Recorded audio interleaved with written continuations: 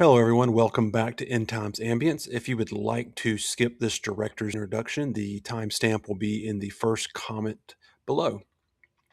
So today we are returning to one of my favorite videos. It's a remaster of the Badger Creek incident.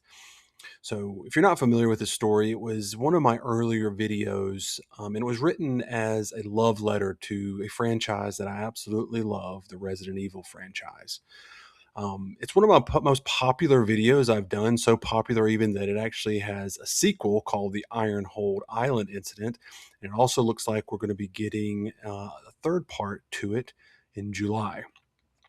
While I'm still incredibly proud of this original audio, the main focus of this remaster was the visual elements.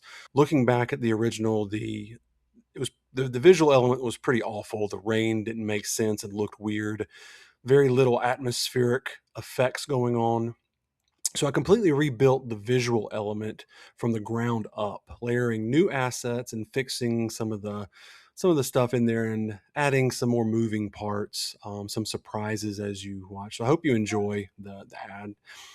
And the core story of this remains mostly the same. I did add a few new segments and also made some minor dialogue tweaks to tighten up the narrative. I also made the decision to go ahead and just release the classic voice version of this right on YouTube, specifically because of how some of these characters do show up in the sequel, and I didn't want to confuse anybody. So, that being said, I really hope you enjoy the show.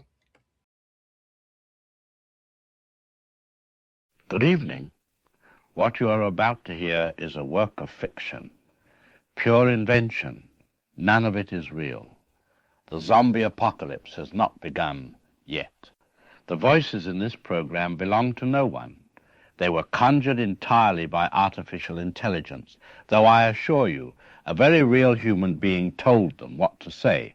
Any resemblance to actual persons, living or dead, especially the dead, is entirely coincidental. Now then, lock your doors, turn out the lights, enjoy the show.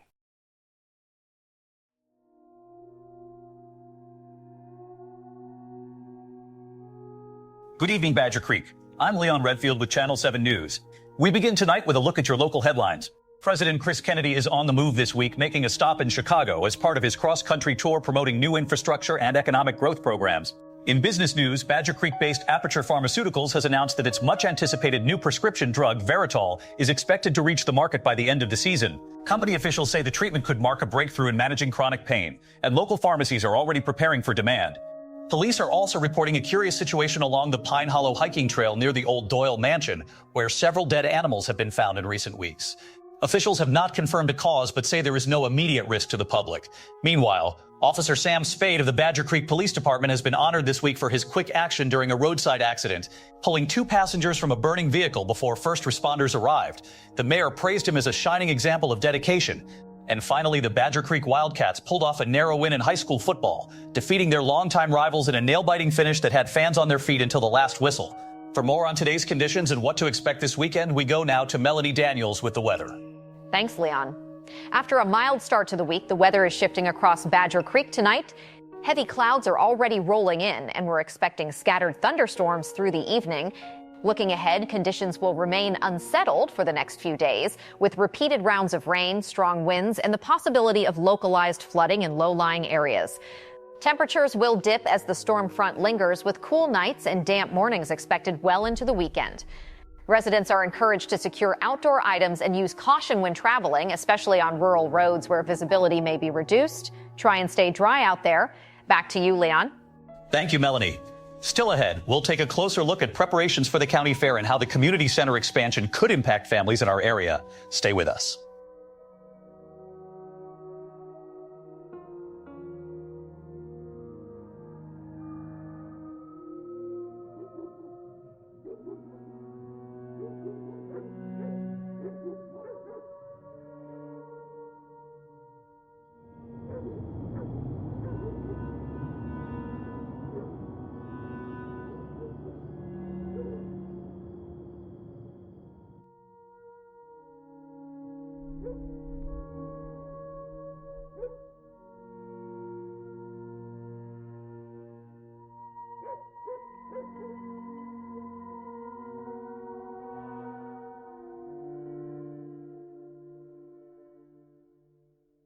Good evening. I'm Leon Redfield with Channel 7 News, and tonight we're following developing reports of unusual animal attacks in the rural areas surrounding Badger Creek. Over the past week, local authorities have received multiple calls about aggressive wildlife, with several hikers reporting encounters with animals behaving in ways that have no clear explanation near the Doyle Creek trail system. The trail runs adjacent to the Aperture Pharmaceuticals research facility, though company officials say there's no connection between their operations and the recent incidents. 3 hikers who set out on a weekend camping trip in the area have been reported missing since Sunday, prompting a search and rescue operation that's currently underway. Authorities discovered their abandoned campsite yesterday morning, with signs of a struggle but no indication of what might have happened to them. We now go live to Melanie Daniels, who is at the trailhead where the search efforts are being coordinated. Thank you, Leon. I'm here at the Doyle Creek trailhead, where search teams have been working around the clock to locate the 3 missing hikers. Behind me, you can see the command post that's been set up by the county search and rescue team. And the volunteers out here aren't saying much. The looks on their faces say enough. I spoke earlier with Tom Morrison, a Badger Creek local who knows the Doyle Creek Trail better than most, and he told me he's never seen anything like what's been happening out here lately. According to Morrison, the wildlife in the area has become increasingly aggressive, with reports of raccoons and even deer attacking without provocation. Just this morning, a park ranger discovered what appeared to be the remains of several small animals that had been, and I quote, torn apart in a way that didn't look natural. The missing hikers are 24-year-old Sarah Miller, 31-year-old Tommy Miller, and 28-year-old Abby Anderson, all from the neighboring town of Mill Valley. Their families are asking anyone with information about their whereabouts to contact local authorities immediately. Back to you, Leon. Thank you, Melanie. And our thoughts are certainly with the families of those missing hikers tonight. The search effort is expected to continue through the weekend, with additional resources being brought in from the state level if necessary. County officials are urging residents to exercise extreme caution when venturing into wooded areas, particularly those near the pharmaceutical research facilities. We now go live to our science correspondent, Nathan Roper, who joins us to discuss what might be causing this unusual animal behavior. Well, Leon, I want to be careful not to get ahead of the evidence here, but what we're most likely looking at is a combination of natural pressures coming together at the same time. It's not uncommon, particularly during seasonal transitions, for wildlife to become more aggressive due to food scarcity, territorial disputes, or disease outbreaks like rabies. The proximity to the research facility is, I'm quite certain, purely coincidental, as Aperture Pharmaceuticals conducts legitimate medical research under strict safety standards. These so-called unusual attacks most likely involve rabid animals, which would explain both the aggressive behavior and the fate of any small animals that came into contact with them. My advice to the community would be to remain calm, avoid contact with any wild animals displaying unusual behavior, and report such sightings to animal control immediately. Once wildlife management gets out there and assesses the situation, I'd expect these incidents to resolve fairly quickly. Thank you, Nathan, for that perspective. We want to remind our viewers that animal control officers are working closely with the Sheriff's Department to investigate these incidents, and residents should not attempt to approach or capture any aggressive wildlife themselves. The search for the missing hikers will resume at first light tomorrow morning, and we'll continue to follow this developing story. Coming up after the break, we'll have your weekend weather forecast and a look at the upcoming Harvest Festival preparations. For Channel 7 News, I'm Leon Redfield, and we'll be right back.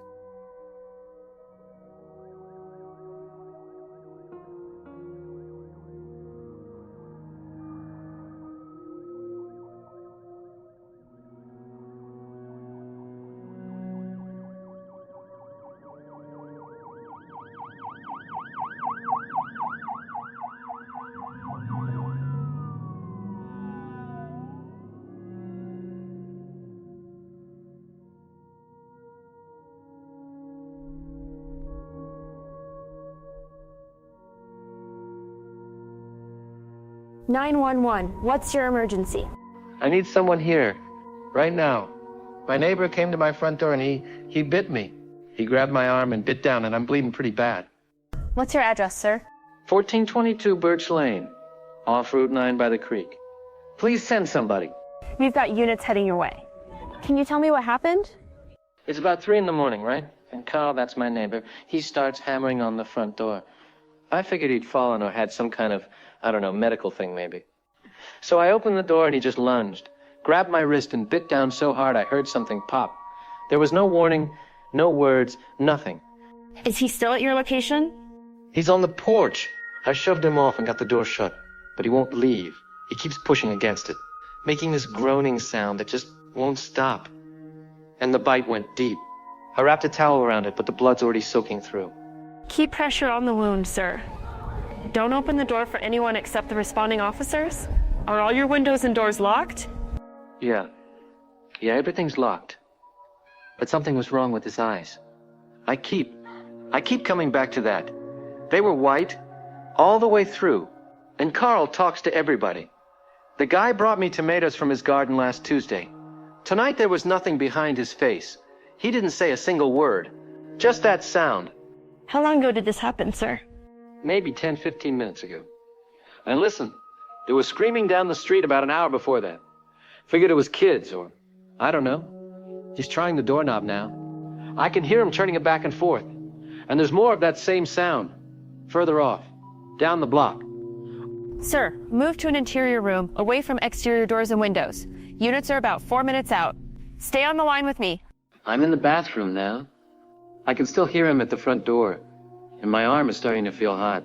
The skin around the bite is turning dark. That's not normal, right? That's not what a bite does.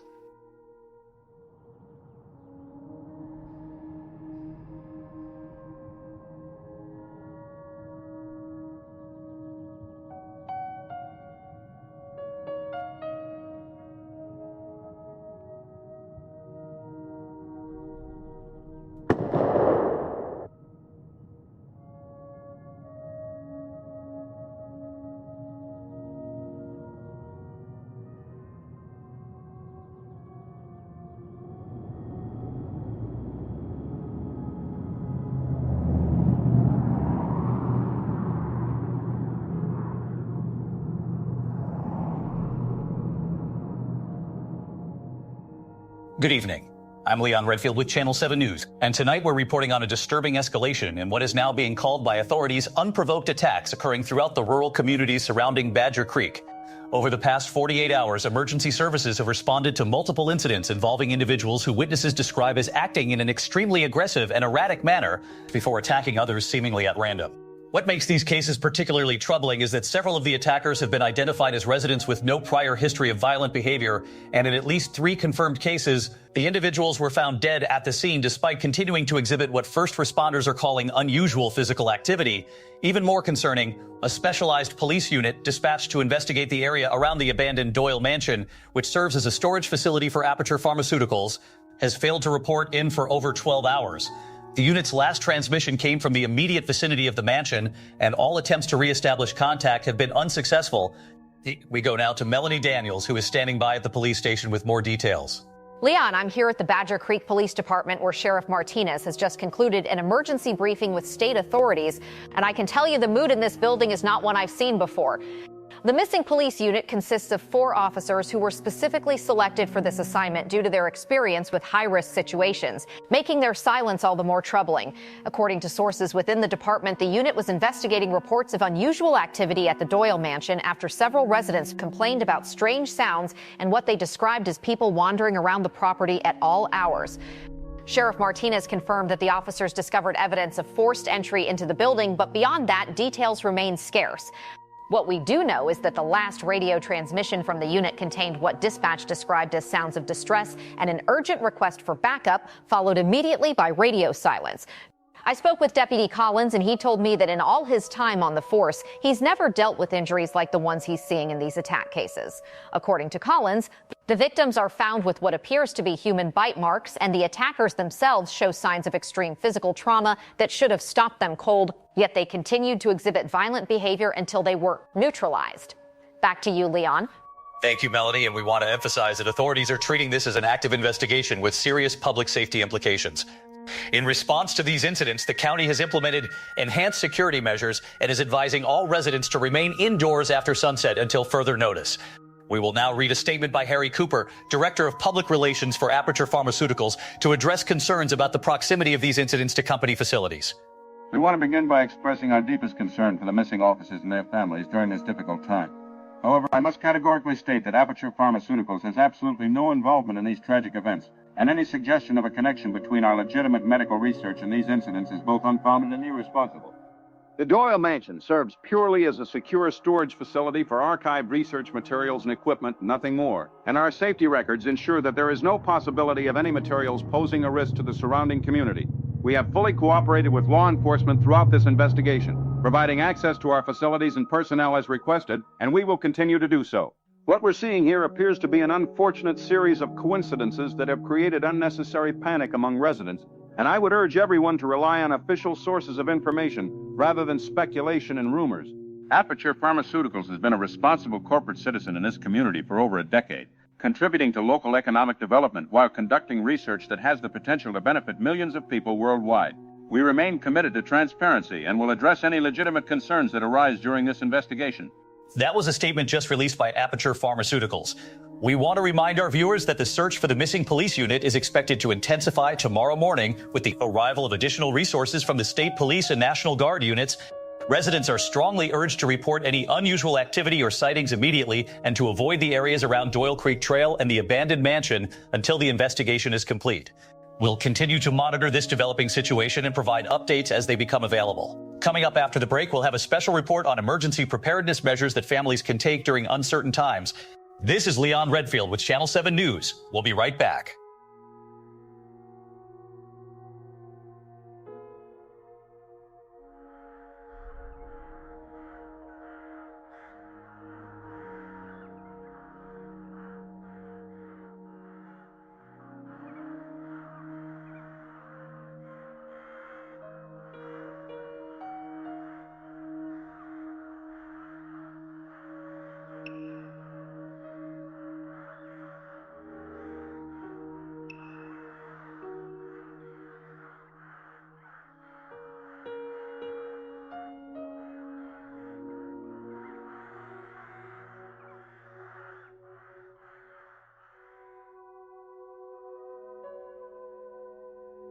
Wake up, people. Wake up before it's too late. Because what's happening in Badger Creek right now is not some random outbreak of rabid animals or mysterious illness like the mainstream media wants you to believe.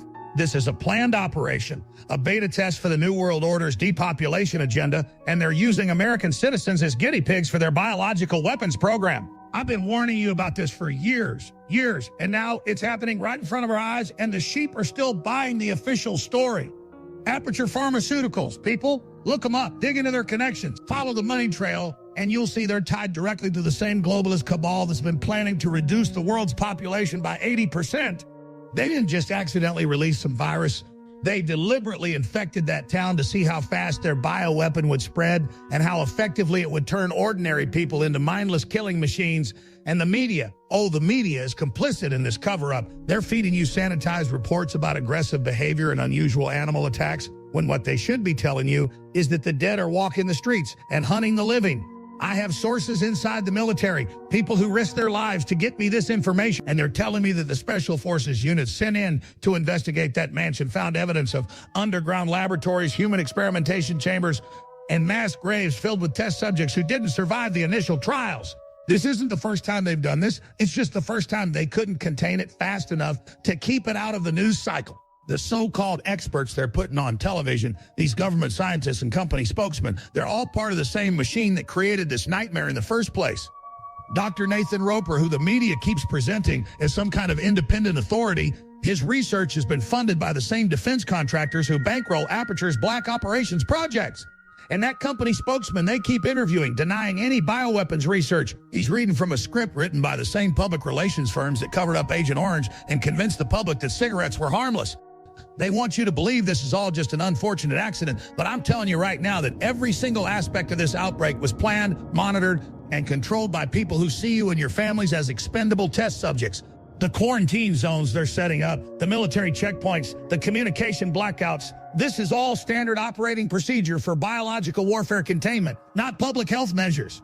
They're not trying to protect the population, they're trying to protect their experiment from outside interference while they gather data on infection rates, mutation patterns, and the effectiveness of their new biological weapons delivery system. And when they're done collecting their data, when they've learned everything they need to know about how to deploy this weapon on a larger scale, they're going to eliminate every witness, every survivor, every piece of evidence that could expose what they've done. The helicopters circling that town aren't rescue aircraft, they're surveillance platforms documenting the results of their field test. The government officials who are supposed to be investigating this crisis, half of them are on Aperture's payroll, and the other half are too scared to speak the truth because they know what happens to whistleblowers in this country. But here's what they didn't count on. Here's what their computer models and focus groups couldn't predict. The American people are waking up. We're not going to sit quietly while they turn our neighbors into monsters and our cities into testing grounds for their depopulation weapons. Every day, more people are seeing through their lies. More people are connecting the dots between the mysterious deaths, the cover-ups, the financial connections between pharmaceutical companies and military contractors. They thought they could control the narrative with their corporate media puppets, but the truth is spreading faster than their virus, and they're panicking because they know their whole operation is about to collapse. This is our moment, people. This is when we stand up and say no more secret experiments on innocent civilians, no more biological weapons testing on American soil, no more genocide disguised as public health emergencies.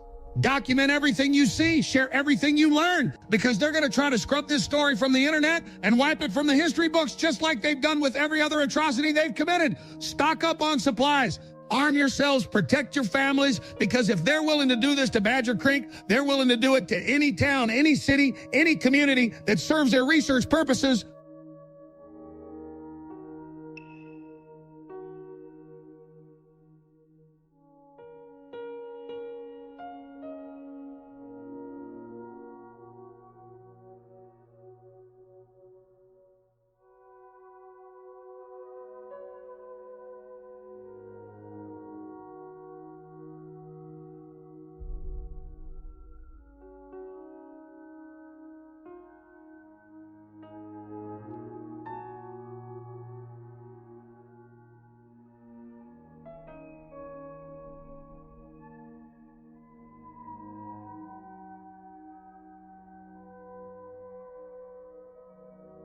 Good evening. I'm Leon Redfield, and tonight we have significant developments in the ongoing investigation surrounding the missing police officers and the escalating incidents of violence in our community. About 6 hours ago, 2 members of the missing 4-person police unit returned to town in a state that authorities are describing as severely traumatized, and their initial statements have prompted an immediate expansion of the investigation. According to preliminary reports, officers Janet Mills and Sam Spade were found walking along Route 47 about 3 miles from the Doyle Mansion, suffering from multiple injuries and exhibiting signs of extreme distress. What they've told investigators has led to expanded quarantine measures around several key locations, and federal authorities have now joined the investigation under what they're calling a potential biological hazard situation. The whereabouts of the 2 remaining officers, Sergeant Kevin Hayes and Detective Jill Wesker, remain unknown, and the search area has been expanded to include the entire wooded region surrounding the Aperture Pharmaceuticals facilities. We go now to Melanie Daniels, who has been following this story from the beginning. Leon, I've just finished speaking with sources close to the investigation, and what I'm about to report is both disturbing and, I'll be honest, difficult to believe. According to my sources, Officers Mills and Spade have provided consistent accounts of what they encountered at the Doyle Mansion. And their statements have rattled the law enforcement community here in a way I have not seen before. The officers report that upon entering the mansion, they discovered evidence of what they describe as an unauthorized biological research operation, with laboratory equipment that appeared to have been hastily abandoned and multiple containment units that had been damaged or destroyed. More troubling, they claim to have encountered individuals inside the facility who exhibited behavior they describe as predatory and inhuman, including what Officer Mills characterized as people who should have been dead but kept trying to attack us. According to their statement, the unit was forced to defend themselves against what Spade described as infected individuals who moved like animals and seemed to feel no pain, and during the encounter, both Sergeant Hayes and Detective Wesker were reportedly separated from the group. The officers claim they also discovered the remains of several animals on the property, including what appeared to be dogs that had been changed in some way and continue to exhibit aggressive behavior despite obvious fatal injuries. Medical personnel who examined both Mills and Spade did not find any evidence of human bite marks, and neither officer has shown signs of illness or infection at this time. Back to you, Leon. Thank you, Melanie, and I want to emphasize that authorities are treating these statements seriously while continuing to investigate all aspects of this situation. The implications of what these officers are reporting have led to a level of cooperation between local, state, and federal agencies that we have not seen in recent memory, and residents should be aware that additional security measures are being implemented as we speak. We're now joined by Dr. Nathan Roper, our science correspondent, who has been reviewing the available evidence and can provide some scientific perspective on these claims. Leon, I must say that while I've been following this situation closely, The reports from these officers represent a significant escalation that I can't simply dismiss.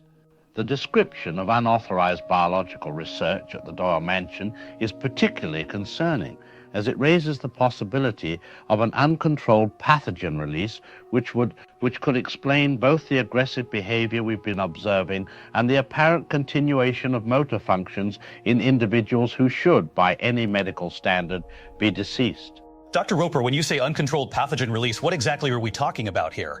Are you suggesting that something was manufactured inside that facility and got out? From the evidence I've been able to review, we may be looking at a biological agent that targets the central nervous system in a way that could theoretically maintain basic motor functions while destroying the higher cognitive processes that govern reasoning and self-preservation. The bite transmission method the officers described is consistent with certain types of viral pathogens. And if we are dealing with an engineered agent, the implications for public health are extremely serious. And what about the facility itself? Do we have any indication of how long this kind of research may have been going on without anyone knowing? Based on documents reportedly recovered from the facility, there are indications this research may have been conducted without proper regulatory oversight, and the containment breach that apparently occurred could have been the result of inadequate safety measures. I would strongly advise that anyone who has been in contact with individuals exhibiting aggressive or unusual behavior seek immediate medical attention, and under no circumstances should anyone approach or attempt to assist individuals who appear to be injured but are still mobile. Dr. Roper, that's certainly a sobering assessment, and we want to stress that viewers should take these warnings seriously. Authorities are asking residents to remain calm but vigilant, and anyone who observes unusual behavior or encounters individuals who may be infected should immediately contact emergency services and avoid direct contact. The search for the 2 missing officers continues, and federal health officials are expected to arrive tomorrow morning to begin testing of the affected areas. We'll have continuing coverage of this developing situation throughout the evening, and we'll interrupt regular programming with any significant updates. This is Leon Redfield with Channel 7 News, and we'll be back with more coverage after this brief break.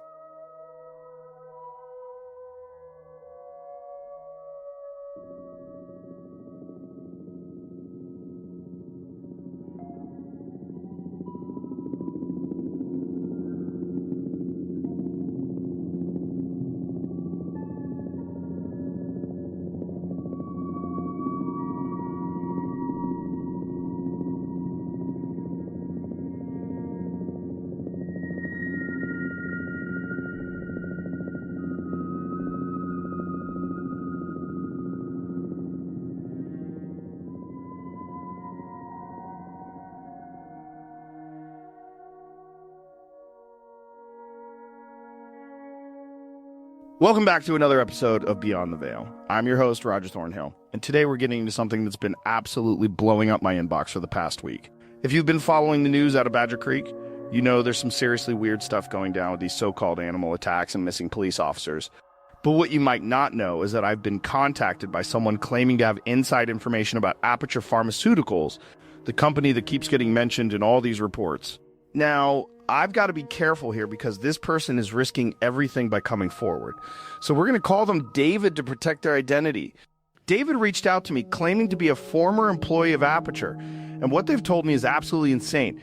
We're talking unauthorized biological weapons research, cover-ups that go all the way to the top, and experiments that sound like something out of a horror movie. So David, thank you for joining me today. I know this can't be easy for you. Roger, thank you for having me. And you're right.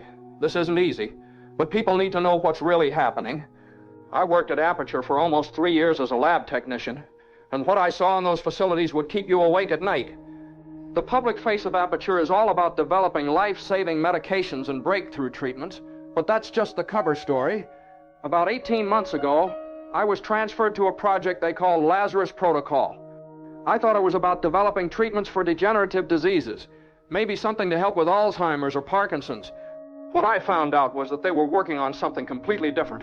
A biological agent that could reanimate dead tissue and override the normal shutdown of nervous system functions after clinical death. The official story was that this could help preserve organs for transplant, maybe even reverse the effects of cardiac arrest. But the real applications were much darker. They had contracts with entities I couldn't identify, people who had no interest in saving lives, only in creating something that could be weaponized. Wow. Okay. So you're saying they were literally trying to bring dead things back to life? That sounds absolutely insane. But given what we're seeing in the news reports, it's starting to make a terrifying kind of sense. Can you tell me more about this Lazarus protocol? Like, how does something like that even work?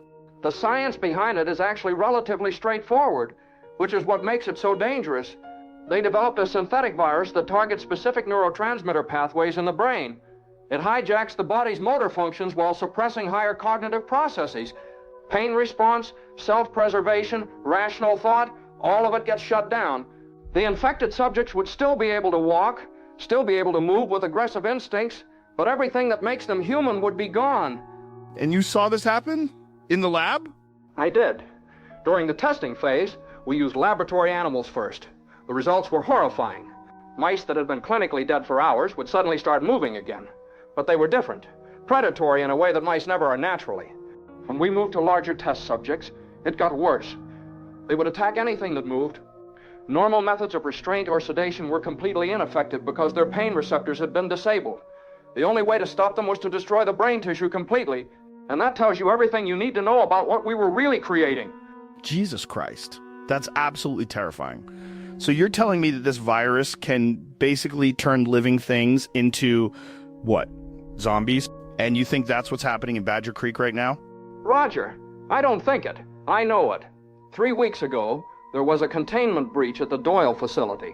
Management went into full damage control mode.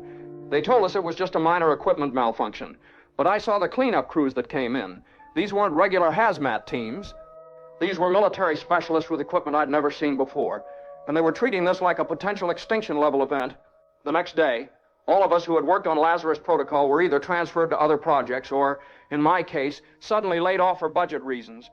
Okay, so they cleaned house, got rid of anyone who knew too much, but if this thing got out 3 weeks ago, how does it spread? How fast are we talking? The virus is incredibly contagious through fluid contact, especially saliva, and it has an incubation period that varies depending on the individual's immune system. Once someone is infected, the transformation can happen anywhere from a few hours to several days. During that time, they might seem perfectly normal until the virus reaches critical mass in their nervous system. What's happening in Badger Creek right now?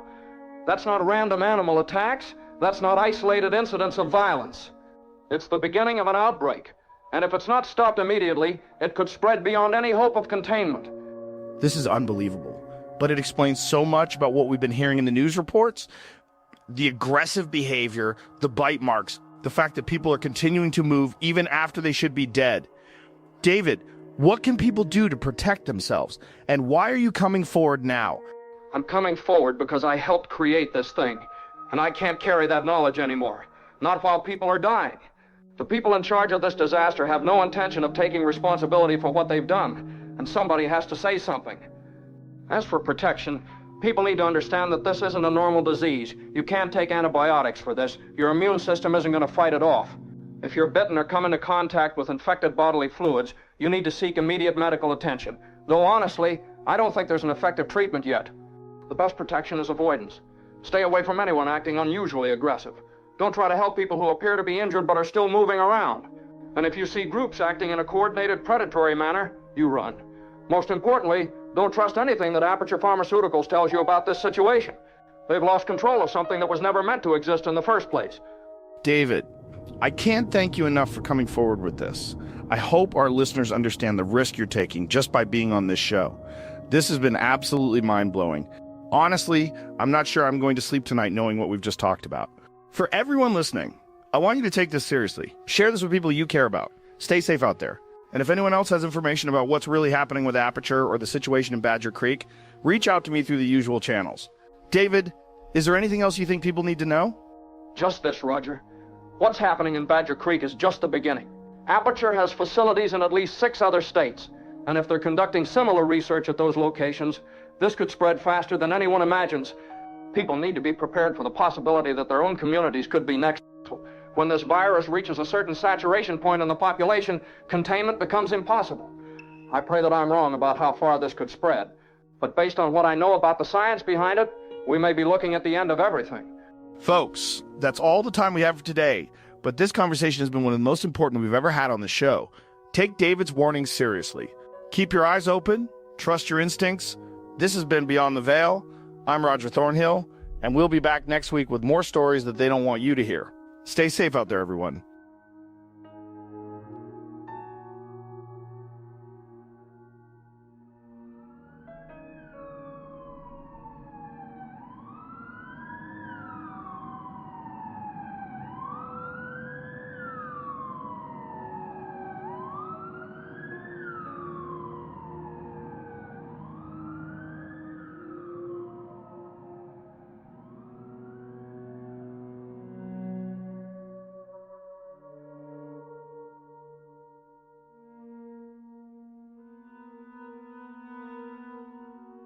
This is Leon Redfield with Channel 7 News, and tonight we're coming to you from our emergency broadcasting center as the situation in Badger Creek has escalated beyond all previous estimates. Within the past 12 hours, Badger Creek General Hospital has declared a state of emergency as they've been overwhelmed with victims of what medical personnel are now describing as a widespread outbreak of violent behavior. According to hospital administrator Dr. Sarah Mitchell, emergency rooms throughout the county are dealing with injuries unlike anything they've treated before, with bite wounds, lacerations, albeit in trauma patterns that suggest coordinated attacks by groups of individuals. Even more disturbing, multiple healthcare workers have reported incidents where patients who were declared deceased have subsequently exhibited signs of movement and aggressive behavior, requiring what Dr. Mitchell described as extreme security measures. The National Guard has been deployed to assist with crowd control and medical transport, but reports from the field suggest that even trained military personnel are struggling to contain what appears to be a rapidly spreading contagion. We're going to attempt to connect with our field reporter, Melanie Daniels, who was last reported to be en route to the hospital with a police escort. Leon, I'm here outside Badger Creek General, and I have to tell you what I'm seeing defies any simple explanation. The hospital grounds are surrounded by military vehicles, and there are armed guards at every entrance, which is standard for a biological hazard situation. But what's not standard is the constant sound of gunfire coming from inside the building. I've spoken with several National Guard personnel who confirm that they've been authorized to use lethal force against individuals who exhibit what they're calling post-mortem aggressive behavior, which is military speak for shooting people who should already be dead. A few minutes ago, I witnessed an incident that I'm still trying to process. A group of what appeared to be patients in hospital gowns emerged from a side entrance, moving in a coordinated manner toward a group of paramedics who were unloading an ambulance.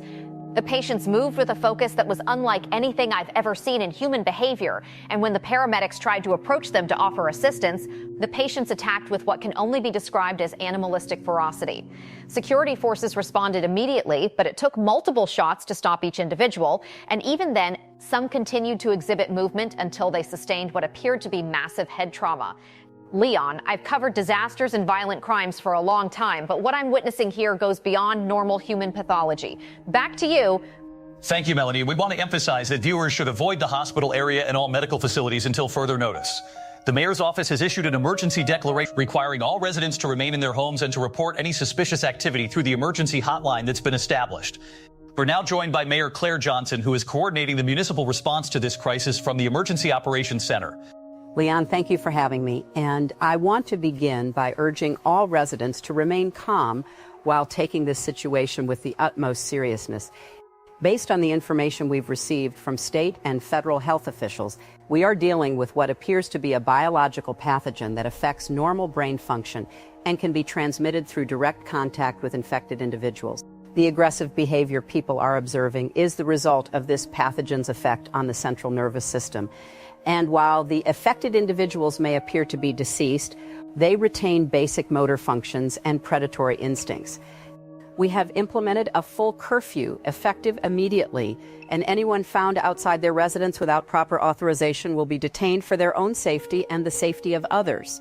I also want to address the rumors that have been circulating about Aperture Pharmaceuticals and their potential connection to this outbreak.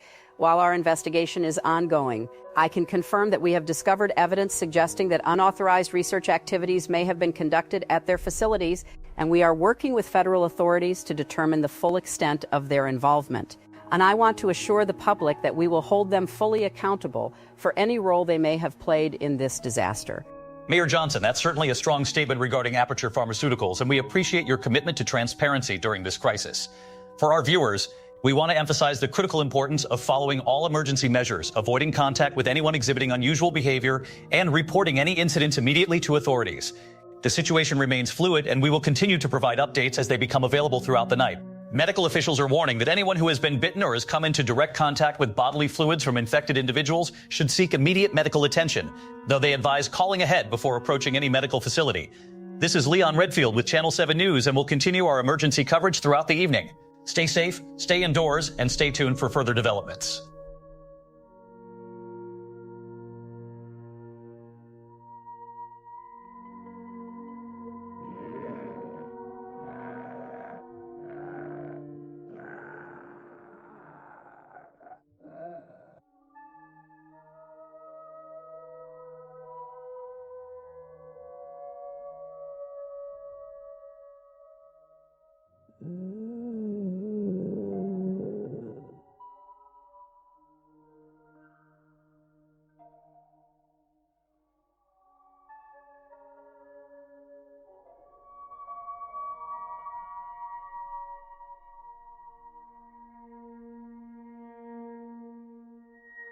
This is K5 Alpha Mike Bravo, broadcasting on 144.2 megahertz. If anyone can hear this, I need you to listen. My name is Quint Hooper. I was a patient at Badger Creek General until about 2 hours ago. Ward 3, bed 14. Gallbladder surgery, if you can believe that. I'm transmitting from the roof of the Greenway apartment building on 6th and Maple. Around 11 last night, the ER started filling up with people who'd been bitten. Staff treated it the way you'd expect. Right? Rough Saturday night, dog bites, bar fights. By midnight, every bed was taken and gurneys were lining the hallways, and the people coming in weren't making sense. Talking about family members attacking them. Neighbors breaking through screen doors. One woman kept saying her husband tried to eat her wrist. And the ones who died started sitting back up. I watched it happen from my bed. A man across the hall flatlined around 1 a.m. and the nurses called it, pulled the sheet over him. 20 minutes later, maybe less, that sheet started moving. A nurse walked in to grab the IV stand, and he sat up and caught her arm and bit clean through the scrub sleeve. She got out one scream. It went through the ward fast after that. People who'd been bitten earlier were collapsing, then standing back up with white eyes and this low grinding sound in their throats that doesn't... I can't describe it right. Lower than any voice should go. And it doesn't stop. Once it starts, it just keeps going. I pulled my IV out, grabbed the robe and my shoes, and went for the stairwell. 4th floor. I could hear them behind me in the corridor, shuffling. They don't run. Not yet anyway. But they don't need to, because they don't get tired and they don't quit. You can lock a door and they'll push against it for hours. Same motion, same pressure. They won't stop until something gives. I got a close look at one on the stairs. An older man, still wearing his hospital gown. The skin on his arms had gone gray, and there were bite marks up and down his forearms, where something had chewed on him before he turned. His mouth hung open, and this dark fluid was dripping off his chin. When I stepped on broken glass, he turned toward me. Slow. His head moved first, then his body followed. Those eyes, white all the way through, like a doll's eyes. I don't think he could see me, but he knew where I was. I went up instead of down because I could hear them on the floors below me. That sound carries through concrete stairwells, and there were dozens between me and the ground. My incisions bleeding through the gauze. 3 days after abdominal surgery, and I've been pulling myself over barricades and climbing things I've got no business climbing. Stopped caring about that around an hour ago. Come up here, I can see the streets, and I need somebody to understand what I'm telling you. Those things are everywhere. They drift in loose groups, not organized, not thinking, but they follow noise.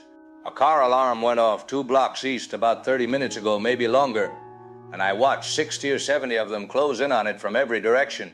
They pushed against the car, rocking it. When the alarm finally died, they just stood there for a while, then scattered, waiting for the next sound. The hospital's done. Nobody's walking out those doors alive.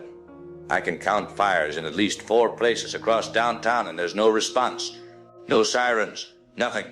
A military helicopter came through about an hour ago, running a spotlight low over the rooftops. Every single one of those things in the street turned its face up at the same time. All of them, fixed on the sound of the rotors. The helicopter banked east and didn't come back.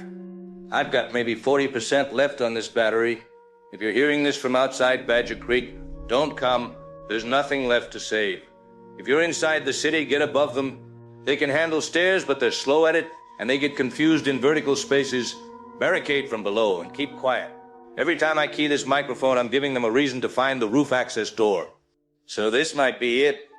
K5 Alpha Mike Bravo, signing off from the Greenway on 6th and Maple. If anyone copies this, relay it. City's gone.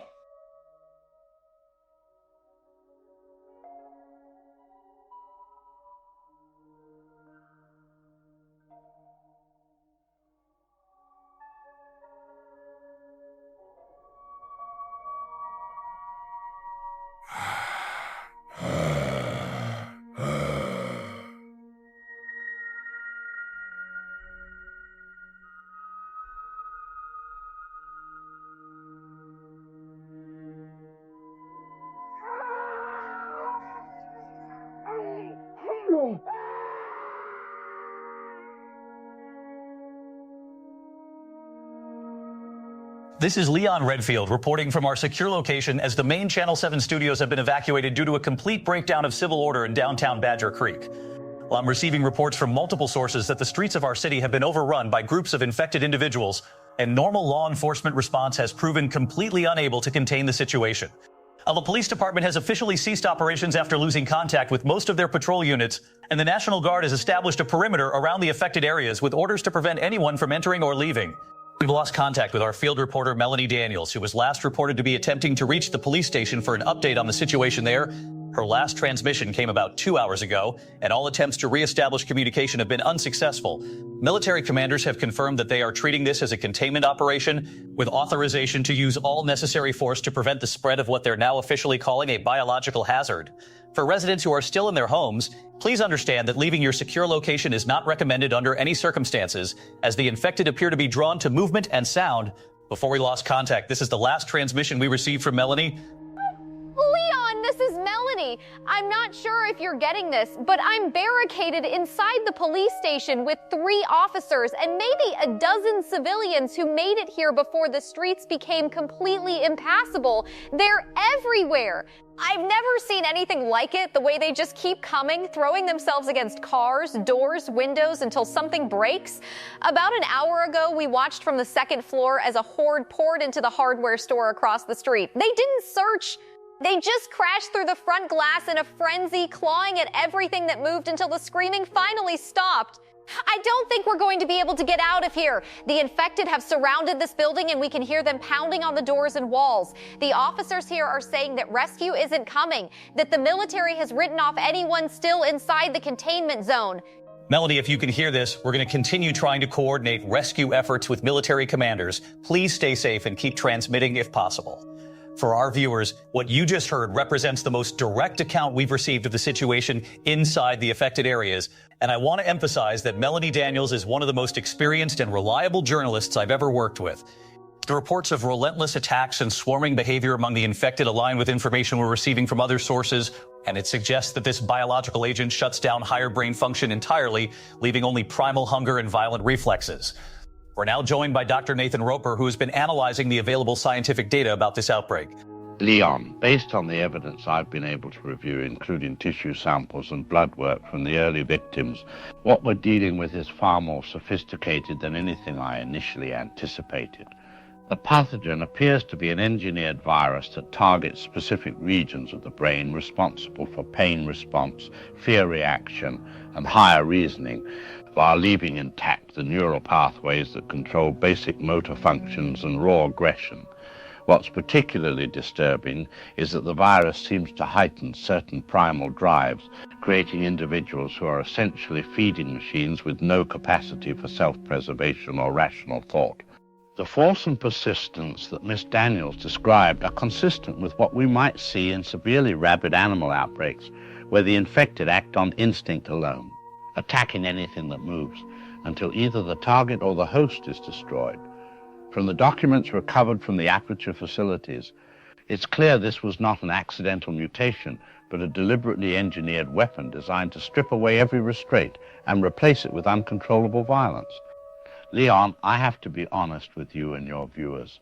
Based on the rate of infection we're seeing and the inability of standard containment measures to slow its spread, I don't believe this outbreak can be stopped using traditional methods.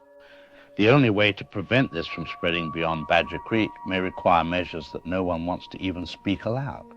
Dr. Roper, that's certainly a sobering assessment, and we appreciate your candid analysis. Military officials have announced that they will be conducting a press briefing tomorrow morning to address the current containment efforts and discuss potential next steps in their response to this crisis. For residents who are still in secure location, please continue to follow all safety measures, avoid making unnecessary noise, and do not attempt to leave your current position under any circumstances. We will continue to broadcast emergency information as long as our equipment remains operational, and we encourage everyone to stay tuned for any updates from official sources. Our thoughts and prayers are with everyone affected by this tragedy, including our colleague Melanie Daniels and all the brave first responders who have put themselves at risk to help others during this crisis. This is Leon Redfield with Channel 7 News, and we'll continue our emergency coverage throughout the night.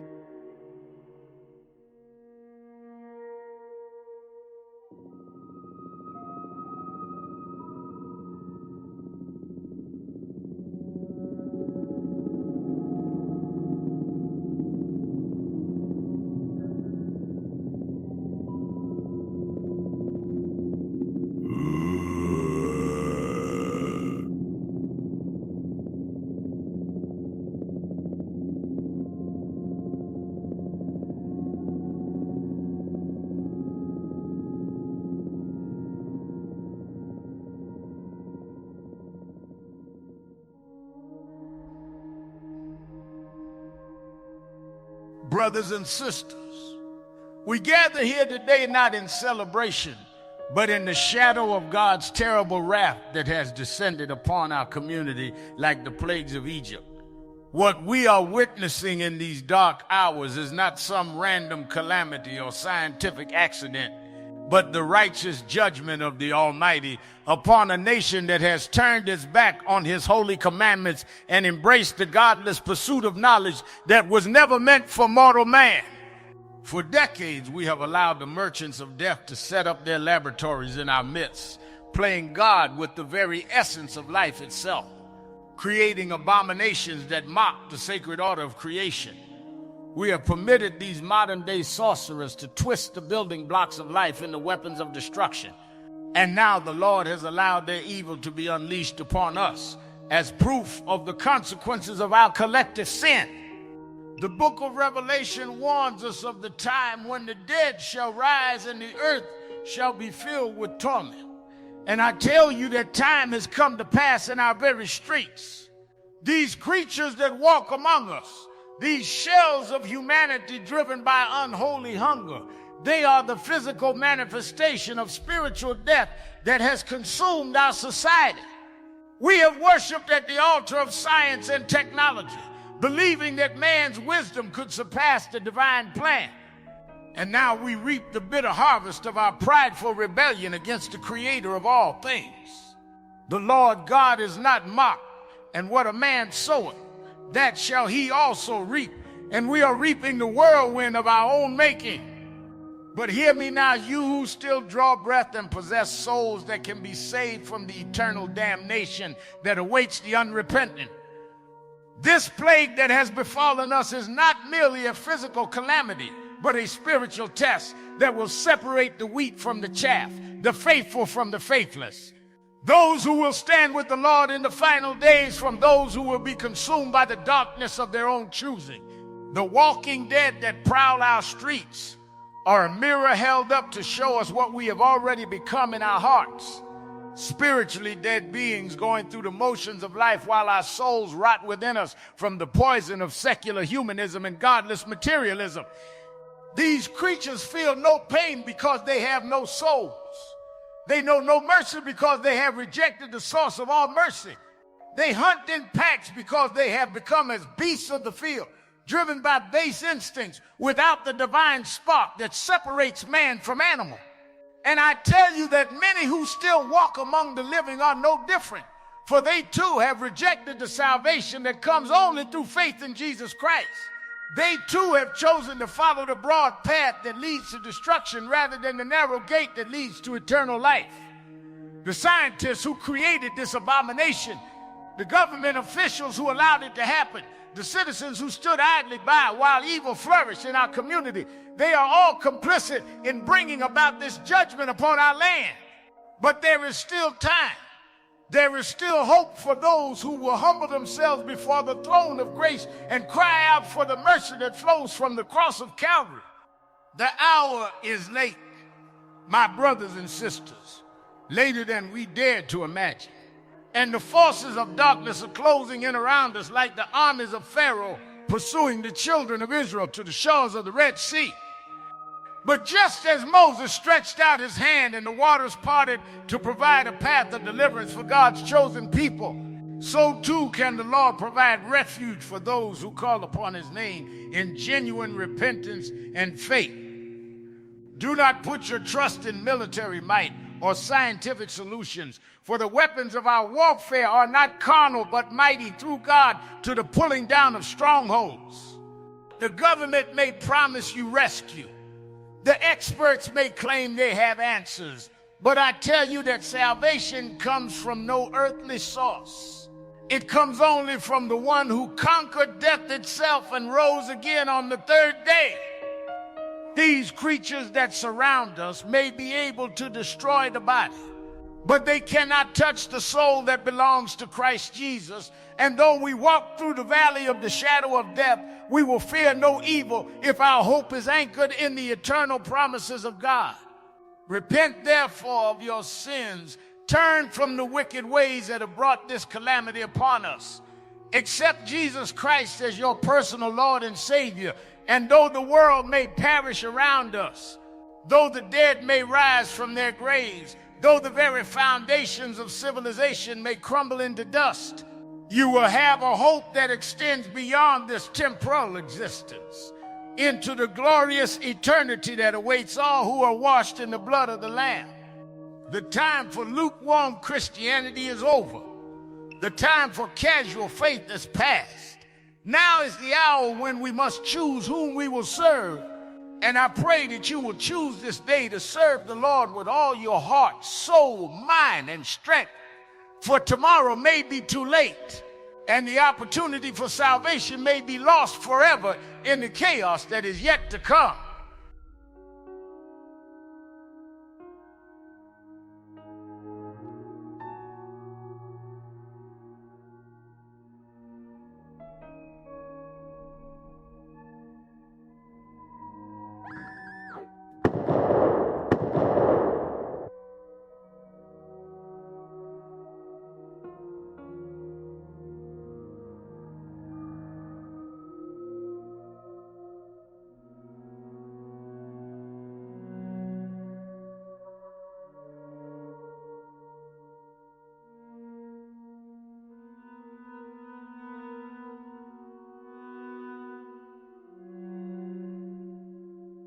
All right, we're back, and I've got Officer Sam Spade here with me today. And Sam, what you're about to tell people is going to sound absolutely insane, but I've seen the photos you brought, I've looked at the documents, and holy shit, this is real. So for people who don't know, Sam was part of the special police unit that went looking for those missing hikers near the old Doyle Mansion. And what he found there, well, Sam, just start from the beginning. Tell people what happened when you guys first got to that mansion. Roger. I've spent my whole career in law enforcement, and I've seen overdoses, domestic violence, car accidents, all the worst stuff you can imagine, but nothing, and I mean nothing, prepared me for what we found in that place. So we get the call about these missing hikers. Right, 3 college kids who were doing some kind of nature photography project in the woods near the old Doyle property. The mansion's been abandoned for decades, but we knew Aperture Pharmaceuticals had been using it for storage or something, had some kind of lease agreement with the county. My partner Dave Sullivan and I, we're with Sergeant Martinez and Officer Wesker, 4 of us total, and we're thinking this is going to be a routine search and rescue. Maybe the kids got lost. Maybe they're injured somewhere. Well, when we get to the mansion, the front door is wide open, and there's this smell coming from inside, like meat that's been left out in the sun for weeks. And the weird thing is, there are fresh tire tracks in the driveway, multiple vehicles, but no cars anywhere to be seen. So you guys just walked right in? I mean, what's the procedure when you're dealing with something like that? We should have called for backup. Should have waited for hazmat teams. But we figured we were just looking for missing kids. You know? So we go in with our standard gear. Flashlights, radios, service weapons. And the first floor looks normal. Just old furniture covered in dust sheets. Typical abandoned mansion stuff. But then we find this elevator hidden behind a bookshelf, and this thing is clearly new. Modern security keypad, the whole 9 yards. Martinez finds a key card on the floor, probably dropped by whoever evacuated this place in a hurry. And when we swipe it, the elevator takes us down 3 floors underground. 3 floors. Underneath this old mansion. And when those doors open, we're looking at a fully operational research laboratory, all white walls and stainless steel, like something out of a science fiction movie. But the power's been cut, emergency lighting only, and there are papers scattered everywhere, computers smashed, like someone was trying to destroy evidence before they ran. Jesus Christ. And this is all under a mansion that's supposed to be abandoned? What kind of research were they doing down there?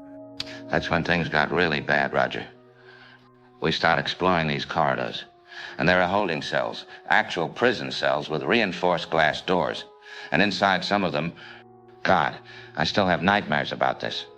There are people in there, or what used to be people, and they're moving around, but they're clearly dead.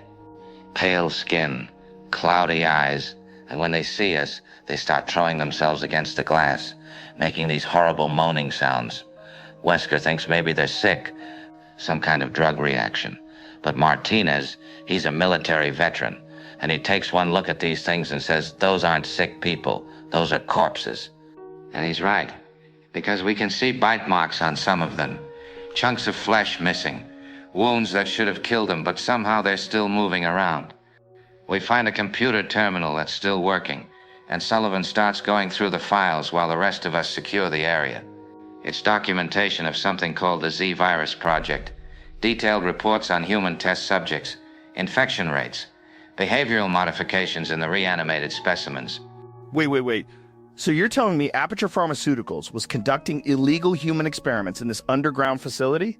And they were actually creating zombies? I mean, that's what we're talking about here, right? That's exactly what we're talking about. But it gets worse. Sullivan finds these research notes talking about field testing limits and controlled release scenarios. And there's a whole section about using the local population for what they call real-world efficacy studies. They weren't just experimenting on random test subjects. They were planning to release this virus into Badger Creek to see how it would spread in an actual community.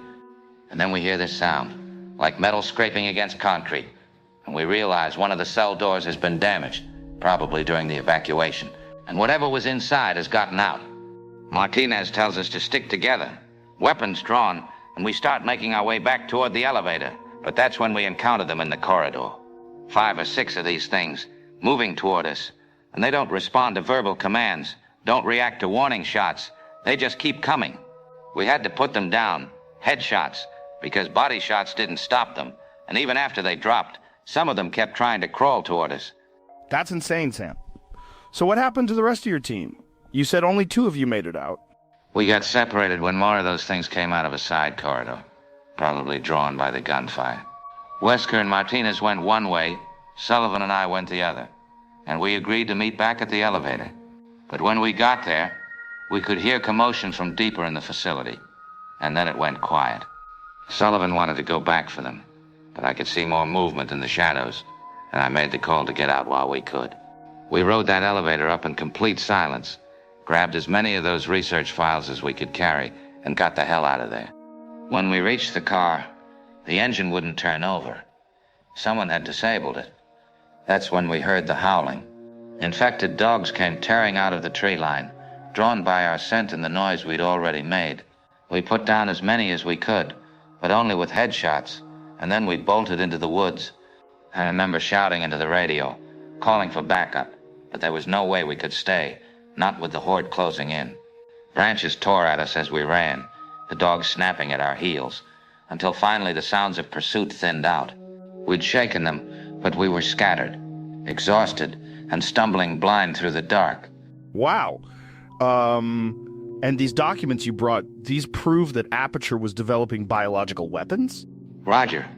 What I've got here is proof that a major pharmaceutical company was conducting illegal human experimentation and developing weapons of mass destruction on American soil.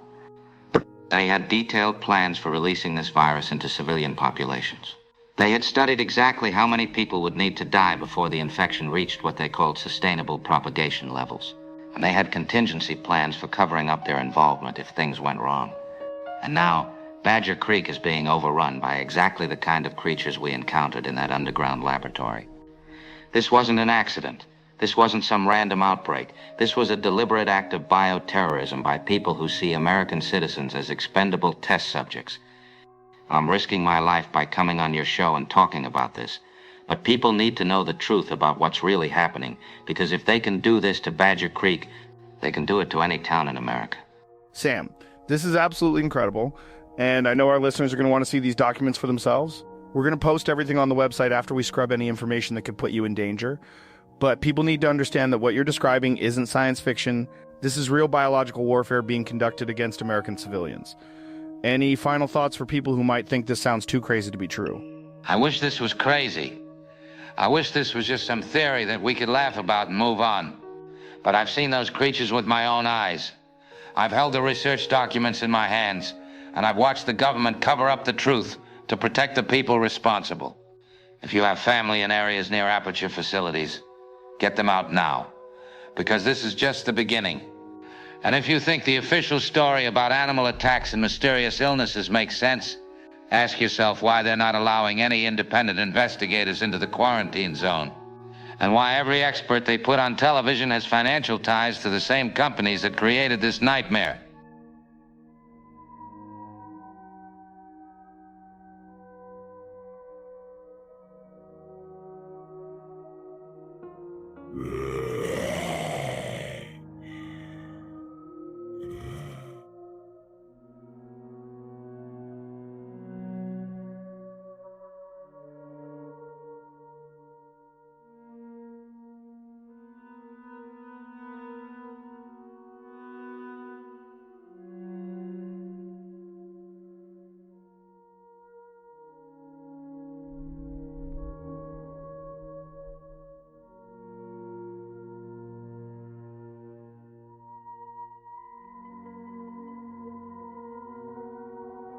This is Leon Redfield with what may be our final broadcast from the Channel 7 Emergency Center, as we've received word that the military is preparing to evacuate all remaining media personnel from the containment zone via helicopter transport within the next few hours. The situation in Badger Creek has deteriorated beyond all previous estimates, with entire residential districts now confirmed to be under the complete control of infected individuals. And military commanders have informed us that rescue operations for civilians remaining in these areas have been suspended indefinitely. We have reestablished limited contact with our field reporter Melanie Daniels, who remains barricaded inside the police station with a small group of survivors, and her reports from inside the affected zone paint a picture of collapse that extends far beyond what we initially understood. Federal health officials have arrived on scene and are conducting emergency consultations with military leadership, but their preliminary assessment is that traditional containment methods may no longer be viable given the scope and speed of the outbreak's expansion. We go now to Melanie Daniels, who has been providing us with firsthand accounts from inside the police station. Leon, I don't think I'm making it out of here. I need you to listen because I don't know how much time I have. They're everywhere, Leon, hundreds of them pressed up against every door and window, moaning, clawing, pushing against the walls. They've been circling the building all night, shuffling around and around, and they can smell us in here. Every time someone talks too loud, they start throwing themselves at the barricades. Officer Branna picked up radio transmissions. The hospital is gone. Fire station is gone. City Hall is under siege. Every building with living people inside has a horde around it. And Leon, when one of them gets cut or starts bleeding, the others go into a frenzy. They tear each other apart, trying to get to the blood. I watched it happen from the window, and I had to look away. Mrs. Henderson is with us. Her husband tried to reach their car yesterday, and they pulled him down in the parking lot. She heard him screaming, and then it just stopped. 6 hours later, he came back, Leon. He was one of them, pressing his face against the glass where she was hiding, eyes white, jaw hanging open, making that sound they all make. Melanie, that report is both heartbreaking and terrifying, and we want you to know that we're doing everything possible to coordinate rescue efforts for you and the other survivors with you. Your courage in continuing to report from inside this crisis is providing critical information that may help save lives in other communities if this situation spreads beyond our area. We're now joined by Harry Cooper from Aperture Pharmaceuticals, who has requested airtime to make a statement regarding their company's role in recent events. Leon, thank you for this opportunity. And I want to begin by expressing our deepest condolences to the families and friends of everyone who has been affected by this tragedy. While investigations into the exact cause of this outbreak are still ongoing, I want to categorically state that Aperture Pharmaceuticals has fully cooperated with federal authorities in providing access to all of our research facilities. personnel records, and scientific data. Any suggestion that our company has engaged in unauthorized biological weapons research or that we bear responsibility for these tragic events represents a dangerous distraction from the real work of finding solutions to this crisis. Our team of scientists and medical researchers are working around the clock with government experts to develop potential treatments and containment strategies, and we remain committed to supporting the community during this difficult time. The research conducted at our Badger Creek facility has always been focused on legitimate medical applications, including treatments for neurodegenerative diseases and trauma recovery. And all of our work has been conducted within the bounds of applicable regulations. I understand that in times of crisis, people look for someone to blame, but I would urge everyone to focus on supporting the brave first responders and medical professionals who are risking their lives to help others, rather than spreading unfounded theories that serve no constructive purpose. Aperture Pharmaceuticals stands ready to provide whatever assistance may be required to resolve this situation and to help our community heal from this tragedy. Thank you, Mr. Cooper, for that statement. Though I think many of our viewers will find your company's claims difficult to reconcile with the evidence that has emerged over the past week. We want to remind everyone that this situation remains extremely fluid, and residents and surrounding communities should remain vigilant for any signs of unusual activity or aggressive behavior among individuals in their areas. Military officials have expanded the containment perimeter to include all areas within a 15-mile radius of Badger Creek, and anyone attempting to cross these boundaries without proper authorization will be subject to detention and medical screening. For families with loved ones still inside the affected zone, we understand your anguish, but please understand that rescue operations cannot be safely conducted at this time due to the extreme danger posed by the infected population. We will continue broadcasting emergency information as long as our equipment remains operational, and we encourage everyone to stay tuned for any updates from official sources. This is Leon Redfield, and may God help us all.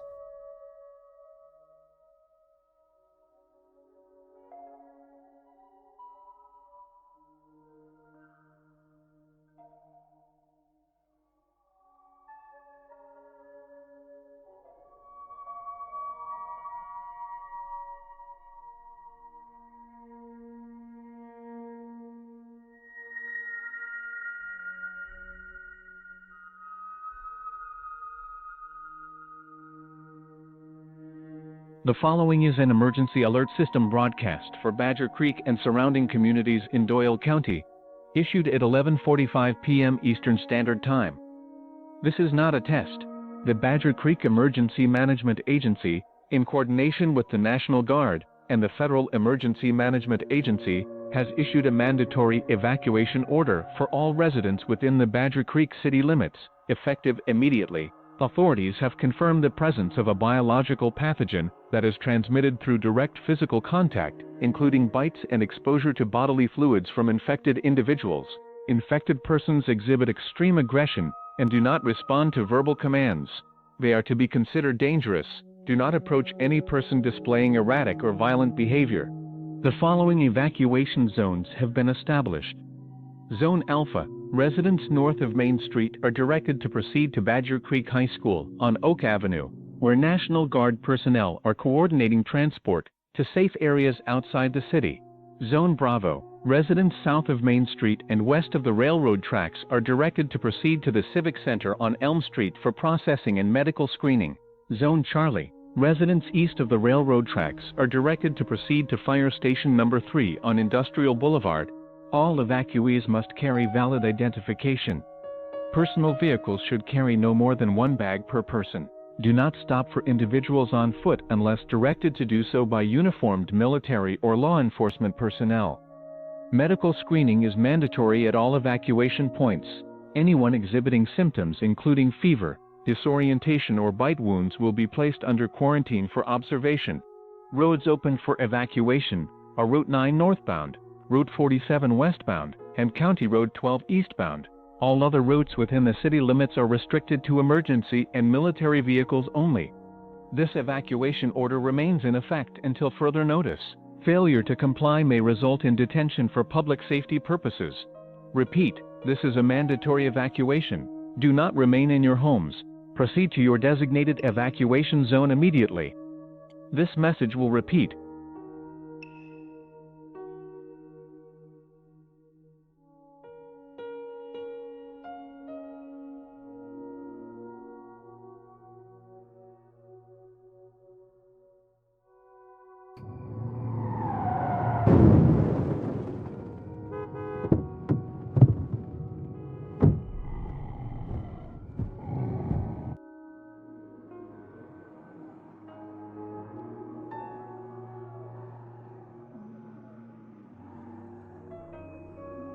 This is Leon Redfield reporting from our temporary broadcast center in Mill Valley, about 25 miles from the Badger Creek containment zone.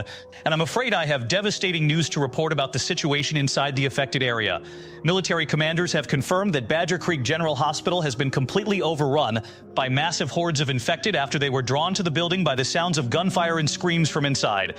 According to the last radio transmission from the hospital, thousands of these creatures had surrounded the facility, pressing against every entrance in such numbers that the doors and windows eventually gave way under the sheer weight of bodies.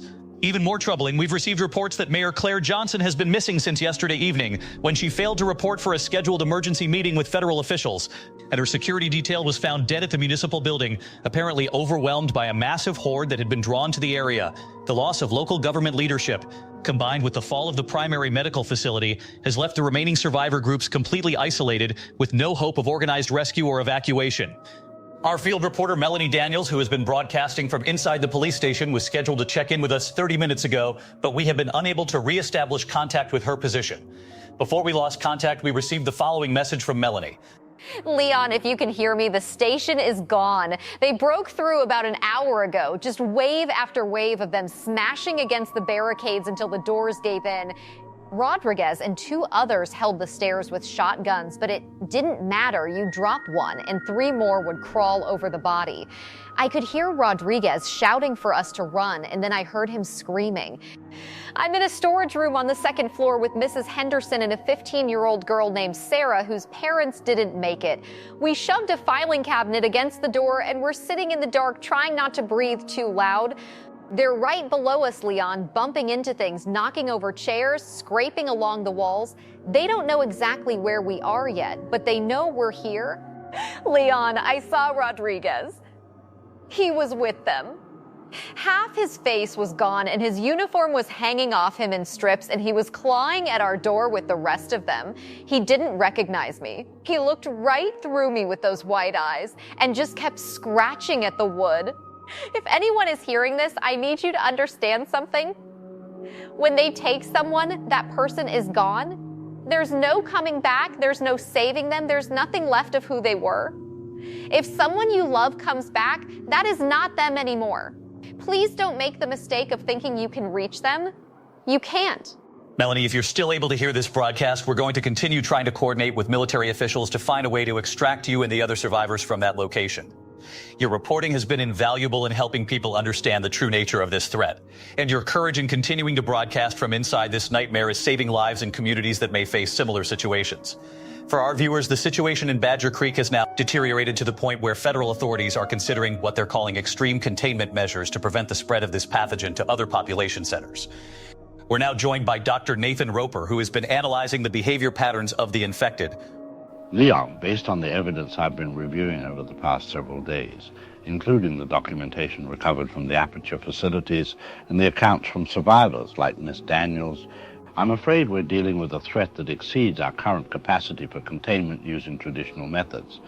The infected population in Badger Creek operates purely on instinct, driven by an overwhelming compulsion to hunt and feed on living tissue, but their sheer numbers make them incredibly dangerous, even without any intelligence or planning ability. What's particularly disturbing is how quickly the virus spreads through bite transmission, with new infections occurring within minutes of exposure, creating an exponential growth pattern that overwhelms any defensive position. Leon, I have to be brutally honest with you and your viewers. The infection rate in Badger Creek has reached what we call a saturation point, where the infected outnumber the uninfected by such a significant margin that conventional rescue operations are no longer viable. Any attempt to extract survivors would require military resources that could result in soldiers being overwhelmed and infected, potentially spreading the pathogen beyond the current containment zone. Federal authorities are now faced with an impossible choice between sacrificing the remaining survivors in Badger Creek or risking the spread of this engineered pathogen to major population centers where it could potentially end human civilization as we know it. Dr. Roper, that's certainly a heartbreaking assessment. We want our viewers to understand that the federal response teams are working around the clock to explore every possible option for containing this outbreak while minimizing the loss of human life. However, residents in neighboring communities should be prepared for the possibility of expanded evacuation orders and should have emergency supplies and transportation ready in case the situation deteriorates further. We will continue to monitor the situation throughout the night and provide updates as they become available from official sources. Our thoughts and prayers remain with Melanie Daniels and all the brave survivors who are still fighting for their lives inside the containment zone. This is Leon Redfield with Channel 7 News, and may God have mercy on us all.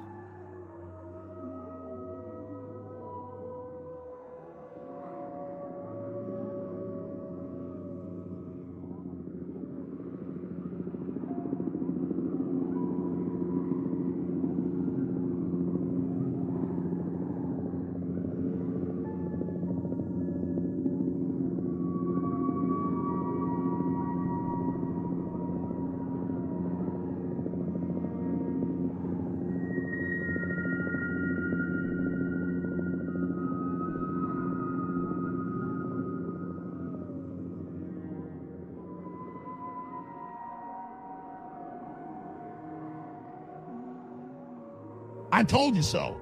I warned you people weeks ago that this was all planned, that Badger Creek was just the testing ground for something much bigger. And now look what's happening. They're evacuating the news crews. They're pulling back the military. They're abandoning every single innocent person trapped in that city. And do you want to know why? Because this was never about containing an accidental outbreak. This was always about testing their biological weapon under real-world conditions and then eliminating all the evidence along with all the witnesses. Mayor Claire Johnson didn't go missing, folks. She was eliminated because she was asking too many questions about Aperture Pharmaceuticals and their cozy relationship with federal contractors. This isn't about public safety. This isn't about preventing the spread of some accidental plague. This is about covering up the greatest crime against humanity in modern history by burning all the evidence and silencing all the witnesses permanently. They're going to drop bombs on that city, folks. They're going to incinerate thousands of innocent American citizens. And then they're going to tell you it was the only way to save the world from their own deliberate creation. Here's what they don't want you to understand about their master plan. This isn't the end of their biological weapons program. It's just the beginning. Aperture Pharmaceuticals has facilities in 6 other states, maybe more. And every single one of them has been conducting the same kind of research under different code names and shell company fronts.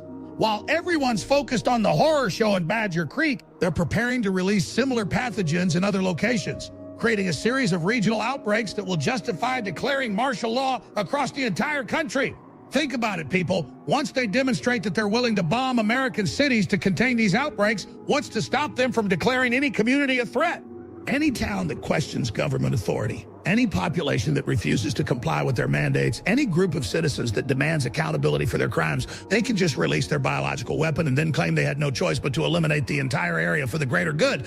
This is about establishing a precedent for mass extermination under the guise of public health emergency, and Badger Creek is just the proof of concept. They're going to tell you that the bombing was a tragedy, but a necessary one. They're going to hold memorial services and talk about the heroic sacrifice of the people of Badger Creek. But it's all lies designed to make you forget that this entire disaster was engineered by the military-industrial complex as part of their ongoing war against human freedom. After they incinerate the evidence in Badger Creek, they're going to use the fear and trauma to pass new legislation that gives them unlimited power to declare biological emergencies, to quarantine entire populations, to eliminate anyone they claim is infected without due process or independent verification. This is the new world order, people, a world where they can kill thousands of innocent Americans by claiming it's for the greater good. And if we don't wake up right now and demand accountability, if we don't rise up and expose these monsters for what they really are, then Badger Creek won't be the last American city to be erased from the map. The time for trusting in the system is finished because the system itself has become the enemy of every decent human being on this planet.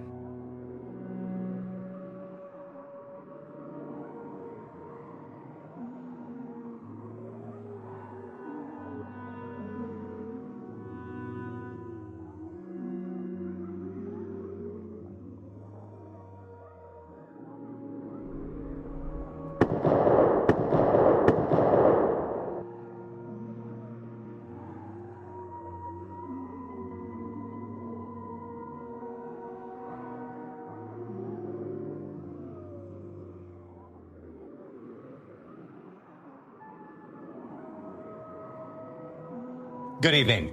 I'm Leon Redfield reporting from our emergency broadcast center in Millfield, 50 miles east of Badger Creek.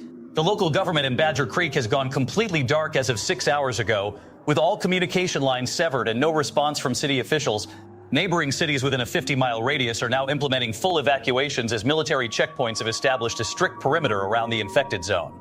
No one is being allowed to leave Badger Creek, and anyone attempting to breach the quarantine line is being turned back by armed National Guard units. We now want to play you something from Melanie Daniels, who managed to reach the mayor's office before communication was lost. Leon, it's Melanie. We made it out through the sewers under the station, me and Sarah. Mrs. Henderson couldn't keep up and we lost her somewhere in the tunnels. I don't know if she's still down there or if they got in after us. We came up through a storm drain near City Hall in Leon. There's nobody left out here. Bodies everywhere, in the streets, in cars, on the sidewalks, and it's completely silent except for them shuffling around in the distance. My police escort didn't make it past the courthouse. Martinez got pulled into an alley by 6 of them, and I couldn't do anything. I just stood there and watched it happen. Sergeant Williams saw them coming for him, and he put his gun under his chin and pulled the trigger. He chose that over what they would have done to him. I keep seeing his face right before he did it. I'm in the mayor's office right now, and Mayor Johnson is dead. She shot herself. She's still in her chair with the gun in her lap and a note on the desk that just says, "I'm sorry." But there are documents here. Financial records, emails between the mayor's office and Aperture going back 3 years. They were paying her regular deposits into her personal accounts. There are emails talking about keeping research activities off the public radar. The last one was dated 2 weeks ago, and it mentions containment and acceptable risk levels for the local population. She knew what they were doing, and she took their money and let it happen. We lost contact after that brief report. Those were serious allegations she was reporting, saying that Mayor Johnson was aware of dangerous research being conducted at Aperture Pharmaceuticals and was being paid to keep it quiet. Federal authorities have yet to respond to our request for comment, but military aircraft have been spotted moving toward the quarantine zone throughout the day. We now go to Dr. Nathan Roper, who has been analyzing some of the recovered Aperture documents that have been leaked to various news organizations. Leon, what we're seeing here is far worse than anyone initially imagined. The documents that have surfaced paint a picture of a company that was conducting illegal bioweapons research under the guise of medical advancement. From what I can determine, they developed what they internally called the Z virus, a pathogen designed to reanimate dead tissue while maintaining basic motor functions in the host. The virus appears to have been engineered specifically for military applications, with the ability to create what can only be described as biological weapons that feel no pain, require no food or rest, and continue functioning even after sustaining injuries that would kill a normal person. The accidental release seems to have occurred during a containment breach in their underground research facility. But Leon, here's what's truly terrifying. The virus adapts and evolves rapidly. The reanimation process that initially took hours is now happening in minutes, and there are reports from inside the quarantine zone of infected individuals that appear to be growing larger and stronger the longer they remain active. We cannot stop this pathogen with conventional means, and I strongly urge any survivors still in the affected areas to find the most secure shelter possible and pray that the federal government acts quickly to contain this before it spreads beyond the current perimeter. Dr. Roper, thank you for that analysis, though I wish the news was more hopeful. We'll continue our coverage of this developing crisis throughout the night, with updates every hour on the hour. For those of you in the surrounding counties, please remain calm, stay in your homes, and keep your emergency kits ready. Federal authorities are expected to make an announcement within the next few hours regarding the government's response to what is now being called the Badger Creek incident. This is Leon Redfield, and we'll be back after this brief message. Stay safe and stay tuned.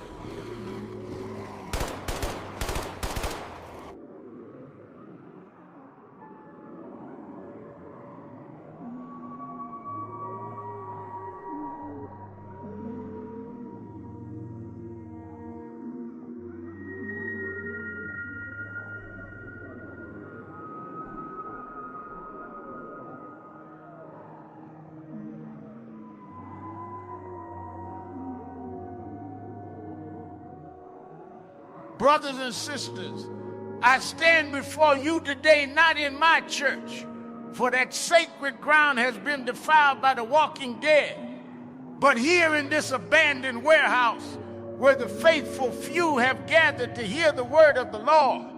What we are witnessing is not some accident of science, not some unfortunate laboratory mishap as the talking heads on television would have you believe. But this is the hand of the Almighty striking down a generation that has turned its back on righteousness, that has embraced the abominations of man over the sacred laws of God. The dead walking among us, consuming the flesh of the living. This is nothing new under the sun. For did not Ezekiel prophesy of the valley of dry bones? Did not our Lord Jesus himself raise Lazarus from the tomb? But what we see here is not resurrection. It is damnation made manifest. These creatures that hunt our streets are the wages of sin, the price of a society that has elevated science above scripture, that has made gods of men in white coats who dare to play with the very essence of life and death.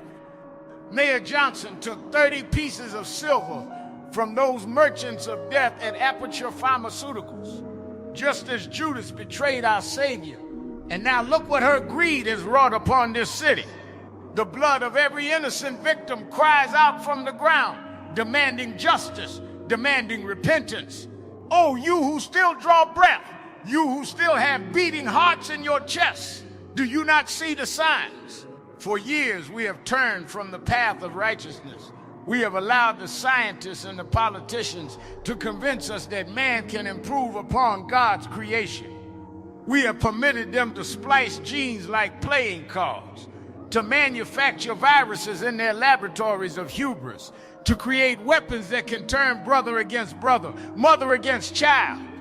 And now, as the prophet Isaiah warned, our iniquities have separated us from our God, and our sins have hidden his face from us. The very earth rebels against the corruption we have allowed to fester, and the dead rise up as a testament to our collective failure to guard the sanctity of life. I have walked among these streets. I have seen with my own eyes the horror that unfolds when man attempts to usurp the power of the Almighty. Children turning upon their parents with gnashing teeth, husbands devouring wives, the natural order perverted into something so unholy that even the demons in hell must weep at the sight. This is what happens when we build our towers of Babel in the form of research facilities, when we reach toward heaven with needles and test tubes instead of prayer and humility.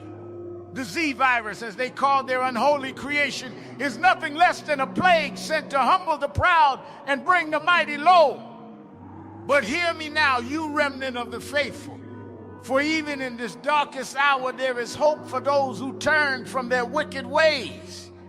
The Lord is slow to anger and abounding in steadfast love, and he will not abandon those who call upon his name in truth and sincerity. These creatures that stalk our city cannot cross the threshold where true faith dwells, for greater is he that is in you than he that is in the world. I have seen it with my own eyes, brothers and sisters, the way they recoil from the cross, the way they flee from the sound of hymns sung in earnest worship. But this protection is not for the lukewarm, not for those who pay lip service to the gospel while living like the world. No, this divine shield covers only those who have truly repented, who have turned from their sins and thrown themselves upon the mercy of God. The time for half measures is over. The time for comfortable Christianity is past. Either you belong wholly to Christ or you belong to the darkness that now walks among us. I call upon you now to examine your hearts, to confess your sins before it is too late, for I tell you truly that worse days are coming.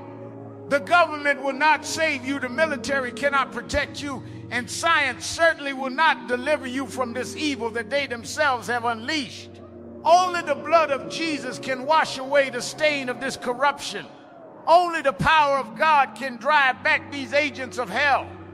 Fall on your knees. Cry out for mercy. And perhaps the Lord will yet spare a remnant from the destruction that is to come. For I have seen the signs, And I tell you that fire will fall from heaven before this plague is ended, and only those who are hidden in the cleft of the rock will survive what is coming. May God have mercy on us all, for surely we deserve none.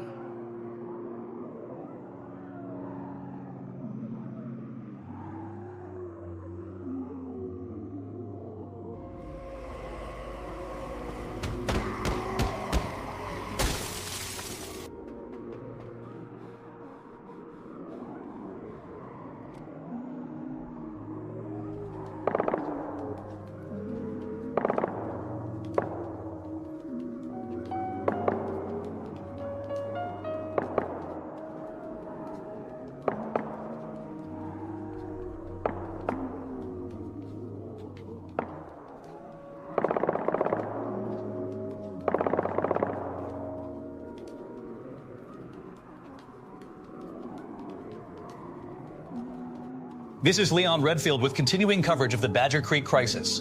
All neighboring cities within a 50-mile radius have completed their evacuations as federal authorities have expanded the quarantine zone and declared the area a complete no-fly zone except for military aircraft. The situation has deteriorated beyond all previous estimates, with reports now confirming that the infected are exhibiting levels of coordination that were not present in the early stages of the outbreak. No civilian personnel are being allowed to enter or leave the quarantine zone, and families of those still trapped inside have been relocated to emergency shelters in distant cities. We go now to Melanie Daniels, who is still trapped inside Badger Creek and has been providing us with first-hand reports of conditions on the ground. Leon, I'm in the basement of Mercy General and I've been bitten. Yesterday morning, I tried to reach survivors in the pediatric ward and one of them grabbed me through a hole in the ceiling. It bit right through my jacket and into my arm. I can feel it spreading.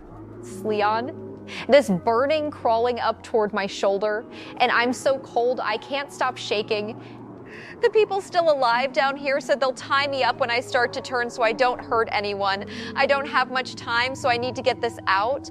I found one of Aperture's lead researchers hiding in the morgue, a Dr. Sarah Ripley. She was dying, but she talked to me before she went. Leon, it wasn't an accident. They released the virus on purpose.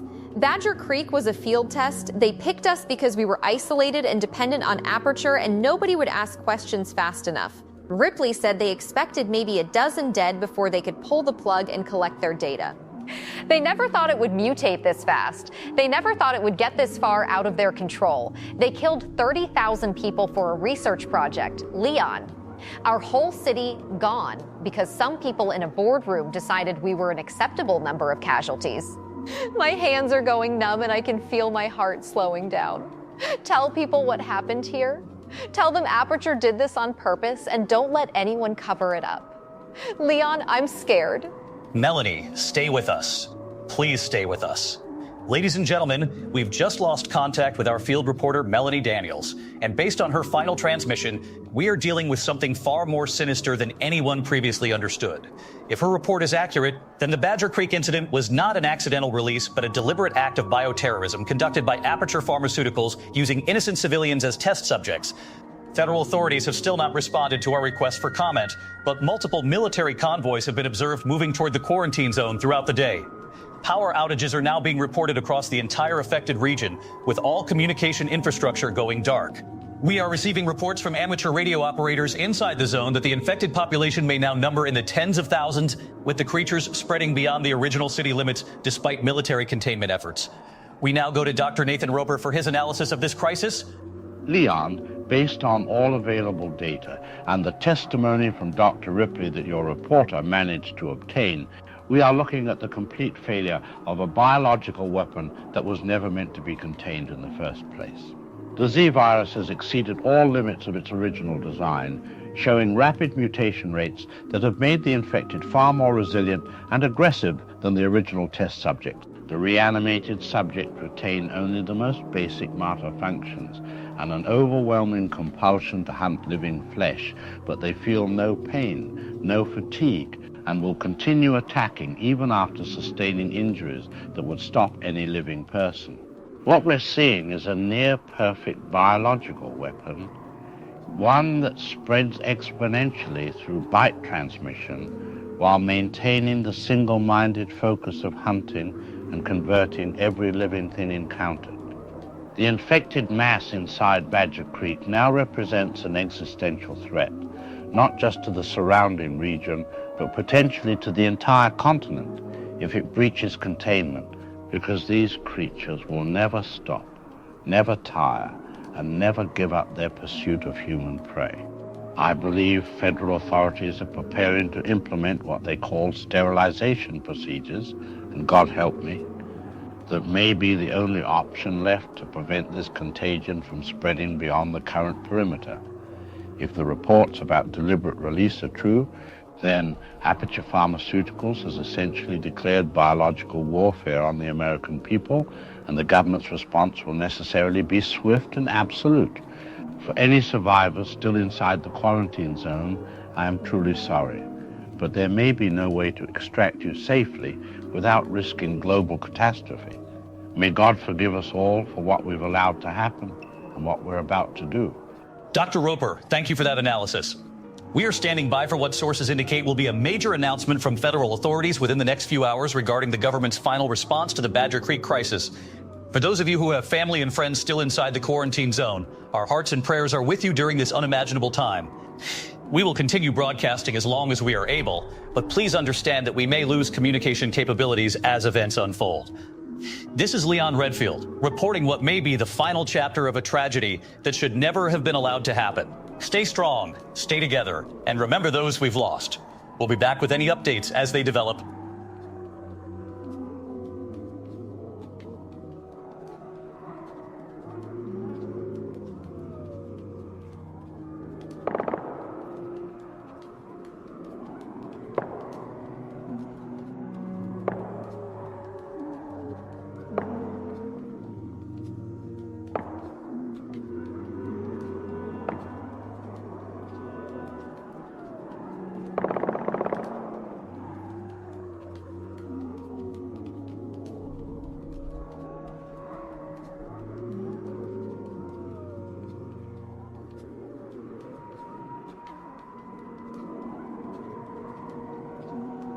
All right, so this is probably going to be my last podcast for a while, maybe forever. I don't know.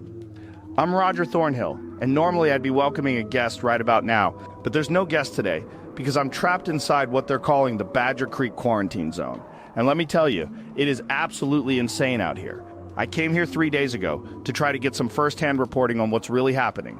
Thought I could sneak past the military checkpoints and get some exclusive content, you know?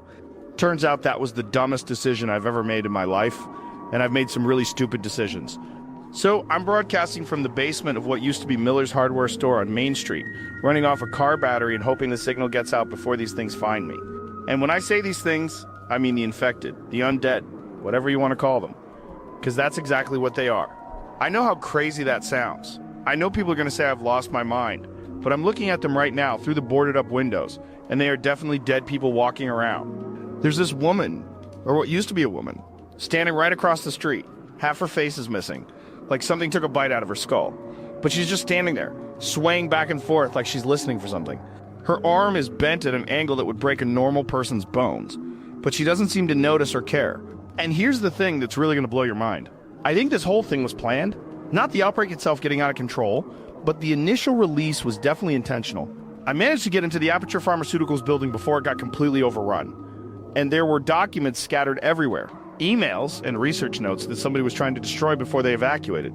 Most of it was too technical for me to understand, but there was this one email chain between someone called Dr. Morrison and what looked like military contractors, talking about field testing limits and acceptable casualty projections for Phase 1 trials.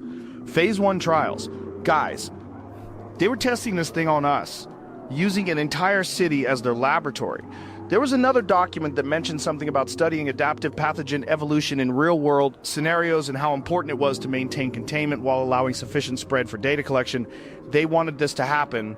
They just didn't expect it to get so far out of hand so quickly. The helicopters have been circling all day, military ones, not rescue choppers, and I've been hearing jets flying overhead every few hours. Nobody's coming to help us. Nobody's trying to evacuate survivors. They're just watching, monitoring, probably taking notes on how their weapon performs under field conditions. I keep thinking about all those action movies where the government drops a nuke on the infected city to contain the outbreak. and I'm starting to wonder if that's what's coming next. The radio chatter I've been picking up on my scanner, it's all coded military communications, but I keep hearing references to sterilization procedures and total containment measures. That doesn't sound like rescue operations to me. That sounds like they're planning to wipe this place off the map. So if you're listening to this, if somehow this signal made it past their jamming equipment, just remember that whatever the official story ends up being, whatever they tell you on the news about accidental releases and heroic containment efforts, it's all lies. They did this to us on purpose, and now they're going to cover it up by making sure there are no witnesses left to tell the truth.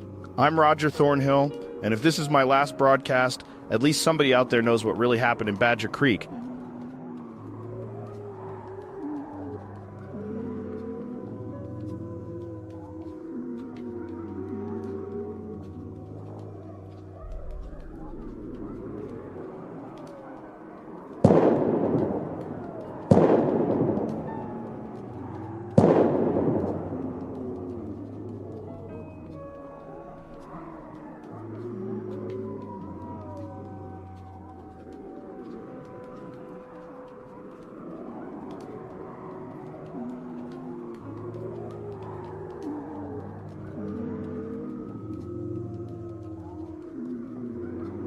We are interrupting our regular coverage to bring you a live address from the President of the United States. Ladies and gentlemen, the President. My fellow Americans, I come before you tonight with one of the most difficult decisions any president has ever had to make in the history of our great nation. What I'm about to share with you is not easy to hear, and the actions we must take are not ones that any of us wanted to contemplate. But sometimes, when you're the President of the United States, you have to make choices that weigh the lives of thousands against the lives of millions. And that's exactly the situation we're facing tonight with what we're calling the Badger Creek incident. Now, I want to start by saying that my heart goes out to every family who has lost someone in this tragedy. And I want you to know that we have exhausted every possible option, consulted with the finest minds in our military and scientific communities, and explored every avenue for rescue and containment before arriving at this decision.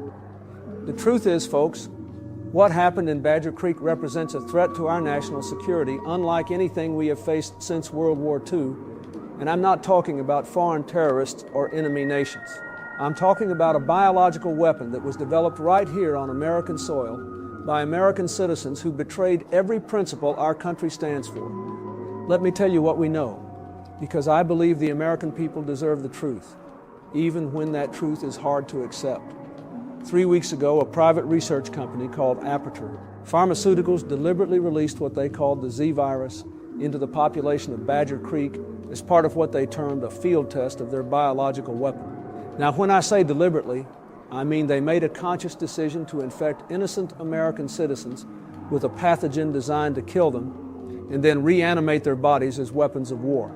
They chose that community because it was isolated, because it was economically dependent on their facility, and because they believed they could contain the spread and gather their data before anyone outside that area knew what was happening. They were wrong, and their miscalculation has resulted in the deaths of over 30,000 Americans, and the creation of what our military advisors are calling the most dangerous biological threat our species has ever encountered.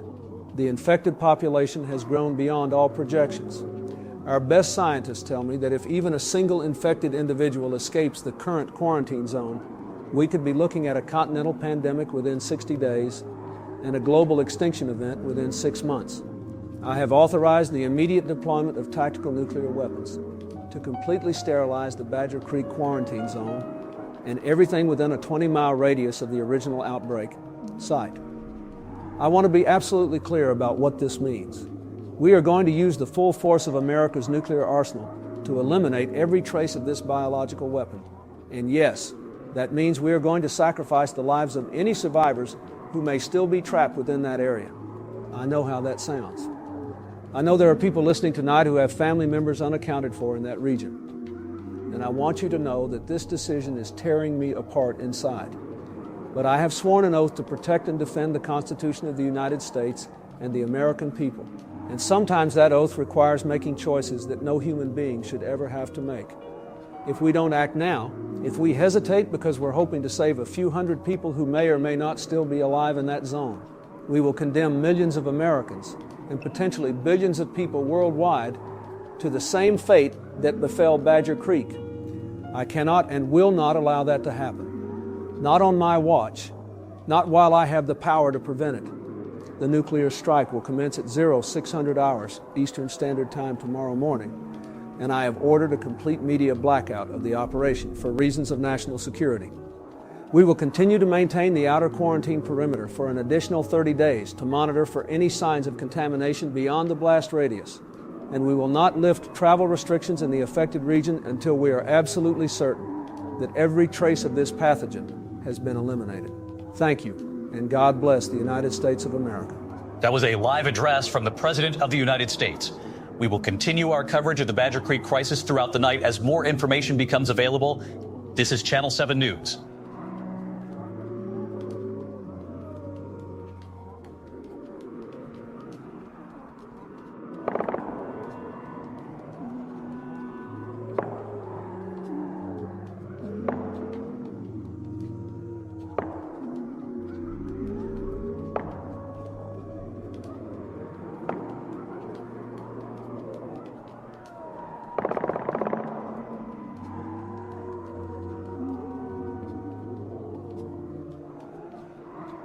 The following is an emergency alert system broadcast issued by the Office of the President of the United States at 9:15 p.m. Eastern Standard Time.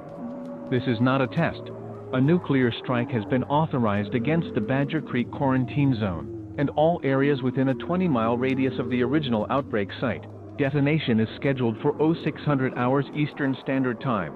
All civilians, military personnel, and emergency workers within a 100-mile radius of Badger Creek are ordered to evacuate immediately. Proceed to the nearest designated relocation center or travel away from the blast zone by any available means. The following relocation centers are active and receiving evacuees: Millfield Community College, 50 miles east on Interstate 40. Camp Ridgeway National Guard Armory, 65 miles north on Route 12. Glendale Convention Center, 70 miles south on Interstate 15. If you are unable to reach a relocation center, proceed to any location beyond the 100-mile evacuation radius. Do not travel toward the Badger Creek quarantine zone under any circumstances. Following detonation, radioactive fallout is expected to affect areas within a 50-mile radius, depending on wind conditions. Residents between 50 and 100 miles from the blast site are advised to shelter in place in interior rooms, with windows and ventilation sealed until further notice from federal authorities. Do not consume local water sources within the fallout zone. Do not consume agricultural products harvested within the affected area. Water distribution points will be established by FEMA at all active relocation centers. All air traffic within 200 miles of the blast site is prohibited, effective immediately. All surface traffic within the 100-mile evacuation zone will be restricted to military and emergency vehicles only following detonation. Federal authorities will provide updates as conditions develop. Monitor this frequency and all local emergency channels. This message will repeat.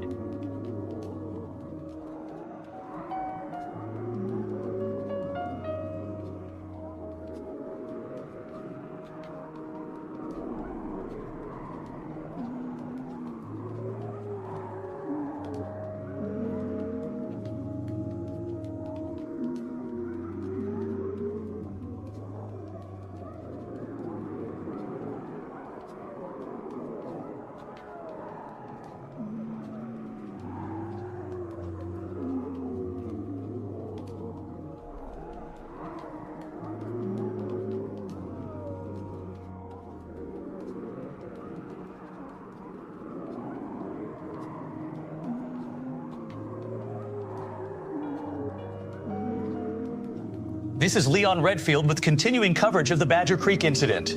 At 0600 hours this morning, about 15 minutes from now, the United States military will deploy tactical nuclear weapons to completely sterilize the quarantine zone and eliminate all traces of the biological weapon that has claimed so many lives.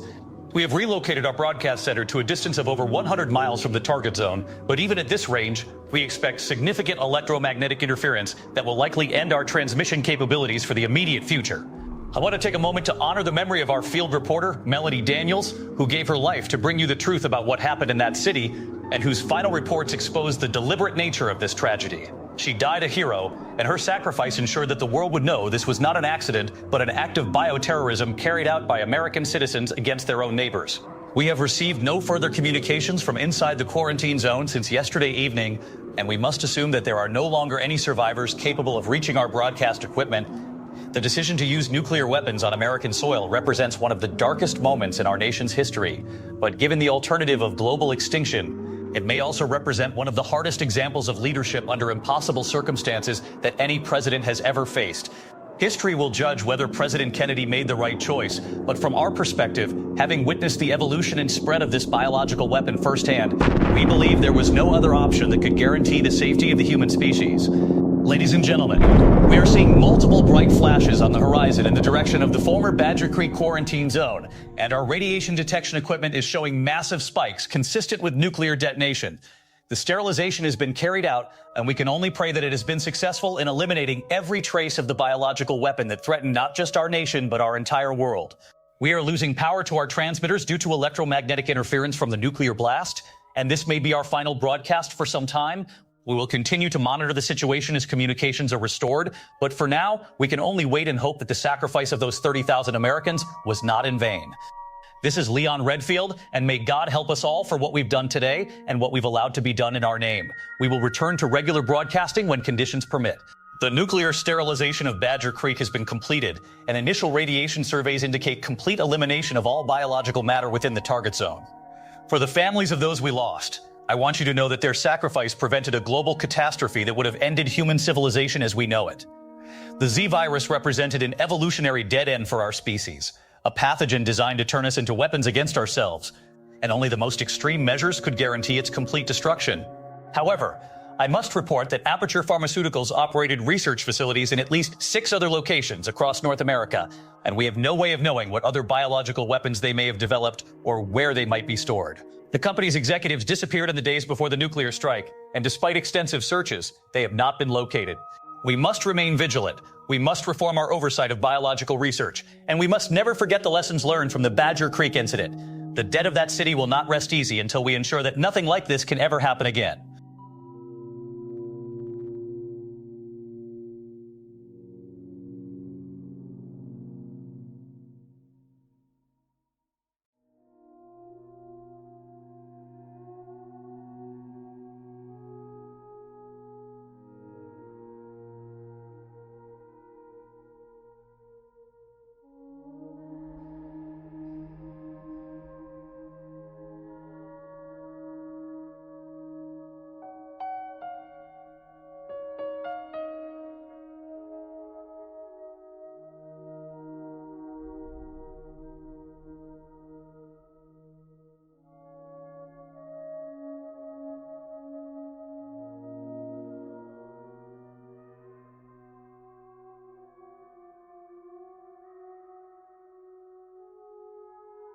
We return now to bring you a final address from the President of the United States regarding the events in Badger Creek.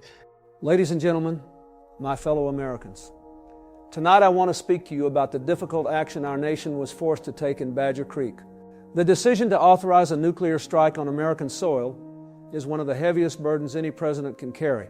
It was not taken lightly, and it was not done without sleepless nights and countless hours of consultation with our best scientists, military leaders, and public safety officials. I grieve with every family who has lost a loved one in this tragedy. I grieve with every American who looks at the heartland and wonders how such a thing could happen here in our own backyard. But let me be clear, the threat that had taken root in Badger Creek was unlike anything we have ever faced. It was spreading, and if left unchecked, it would have engulfed city after city, family after family. Containment was no longer possible by ordinary means.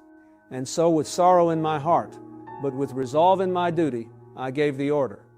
It was the only way to protect the greater good, to safeguard millions more lives. In the days ahead, we will mourn together, we will support the survivors, and we will learn everything we can from this terrible chapter.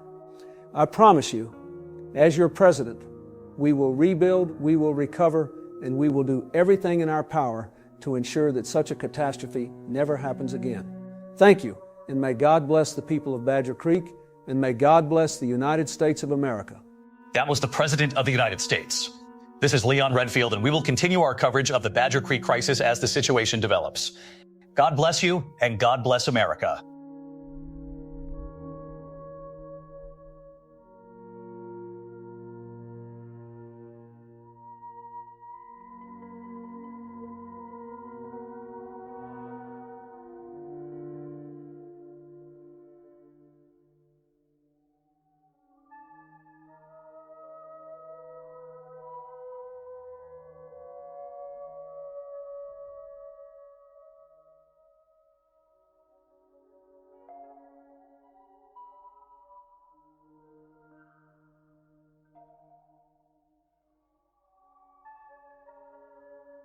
The following is an emergency alert system broadcast issued by the Federal Emergency Management Agency at 08:30 a.m. Eastern Standard Time, in coordination with the Department of Defense and the Department of Homeland Security. This is not a test. At 0600 hours this morning, the United States military carried out a nuclear sterilization strike on the Badger Creek quarantine zone. The strike was authorized by the President of the United States to eliminate the biological threat designated Z virus, which had overwhelmed all conventional containment measures. The following safety directives are now in effect for all residents within a 200-mile radius of the former Badger Creek area. Do not enter the blast zone. The area within a 30-mile radius of Ground Zero is contaminated with radioactive material and remains impassable. Unauthorized entry will result in immediate detention. Report any individuals encountered who may have fled the quarantine zone prior to the strike. Infected persons can be identified by clouded or white eyes, absence of verbal communication, extreme aggression, and continued movement despite visible physical injuries. Do not approach. Do not attempt to render aid. Contact military or law enforcement authorities immediately and provide the location of the individual. If you come into physical contact with any person suspected of infection, report to the nearest military checkpoint or medical screening station without delay. Do not return to your home. Do not make contact with family members until you have been cleared by medical personnel. Fallout monitoring stations are now operational. Current wind patterns indicate fallout drift to the northeast. Residents in the following counties are advised to remain indoors with all windows and ventilation sealed: Doyle County, Harmon County, Pine Ridge County, and the southern portion of Lakeview County. Water treatment facilities in the affected area are operating under federal supervision. Do not draw water from wells, streams, or other untreated sources. Travel restrictions remain in effect. Interstate 40 between mile marker 112 and mile marker 203 is closed. Route 9 is closed from the Doyle County line north. Route 47 is closed in both directions. Federal authorities will continue to issue updates on this frequency. The next scheduled briefing is at 1200 hours. This message will repeat.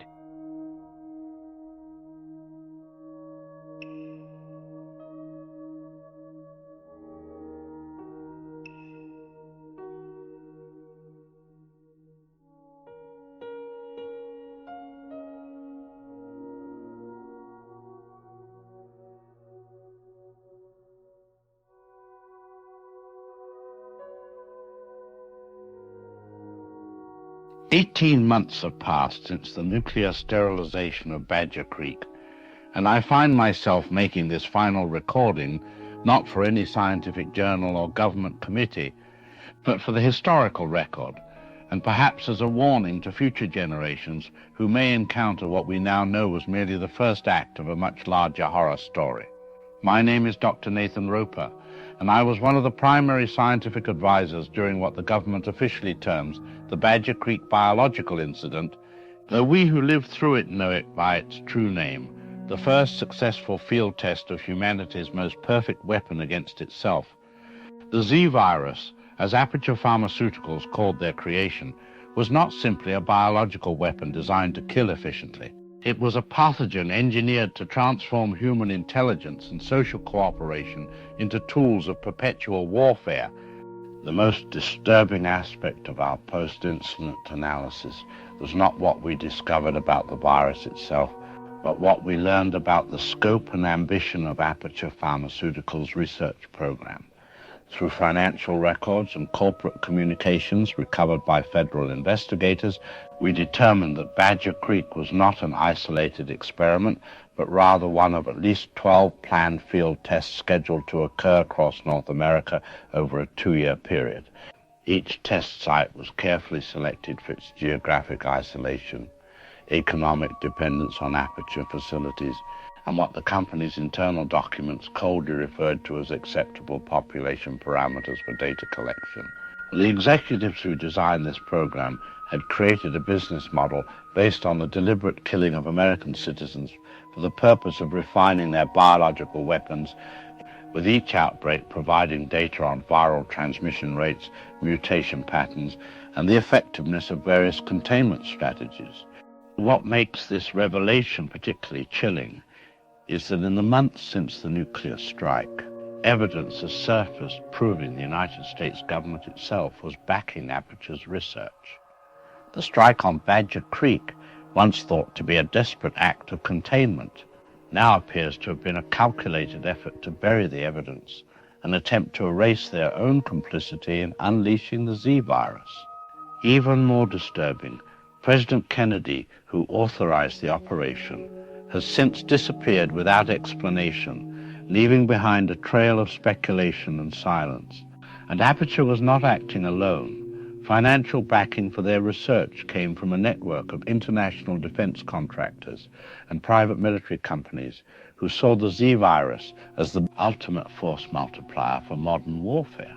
Imagine, if you will, the strategic advantage of being able to deploy a weapon that not only eliminates enemy populations, but converts them into additional soldiers for your cause, soldiers who require no food, no rest, no morale support, and who can operate in any environment where human life is sustainable.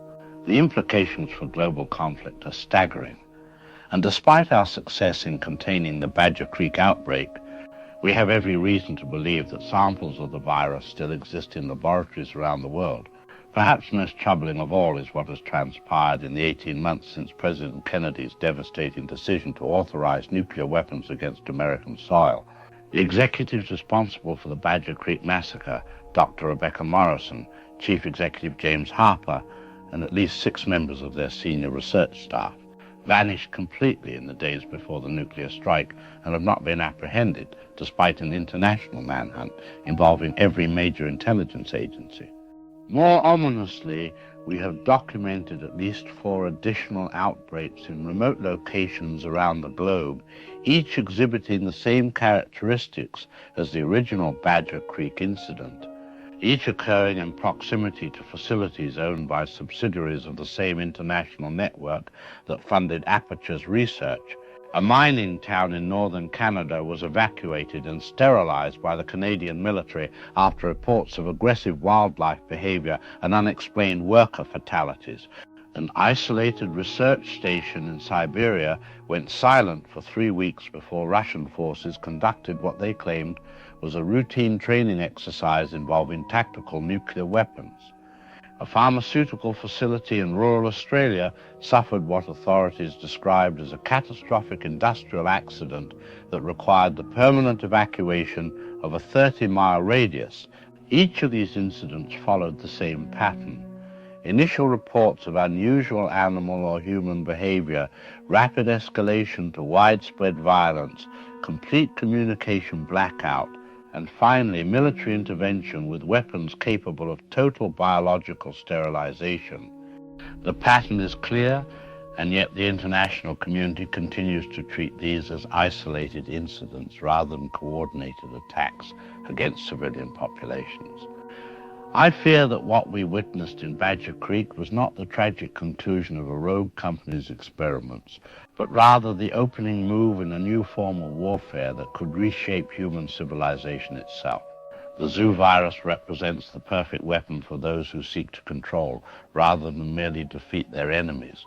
And until we acknowledge the full scope of this threat and take coordinated global action to eliminate every trace of this research, I believe we will continue to see these isolated incidents emerge wherever corporate interests intersect with military ambition and human expendability.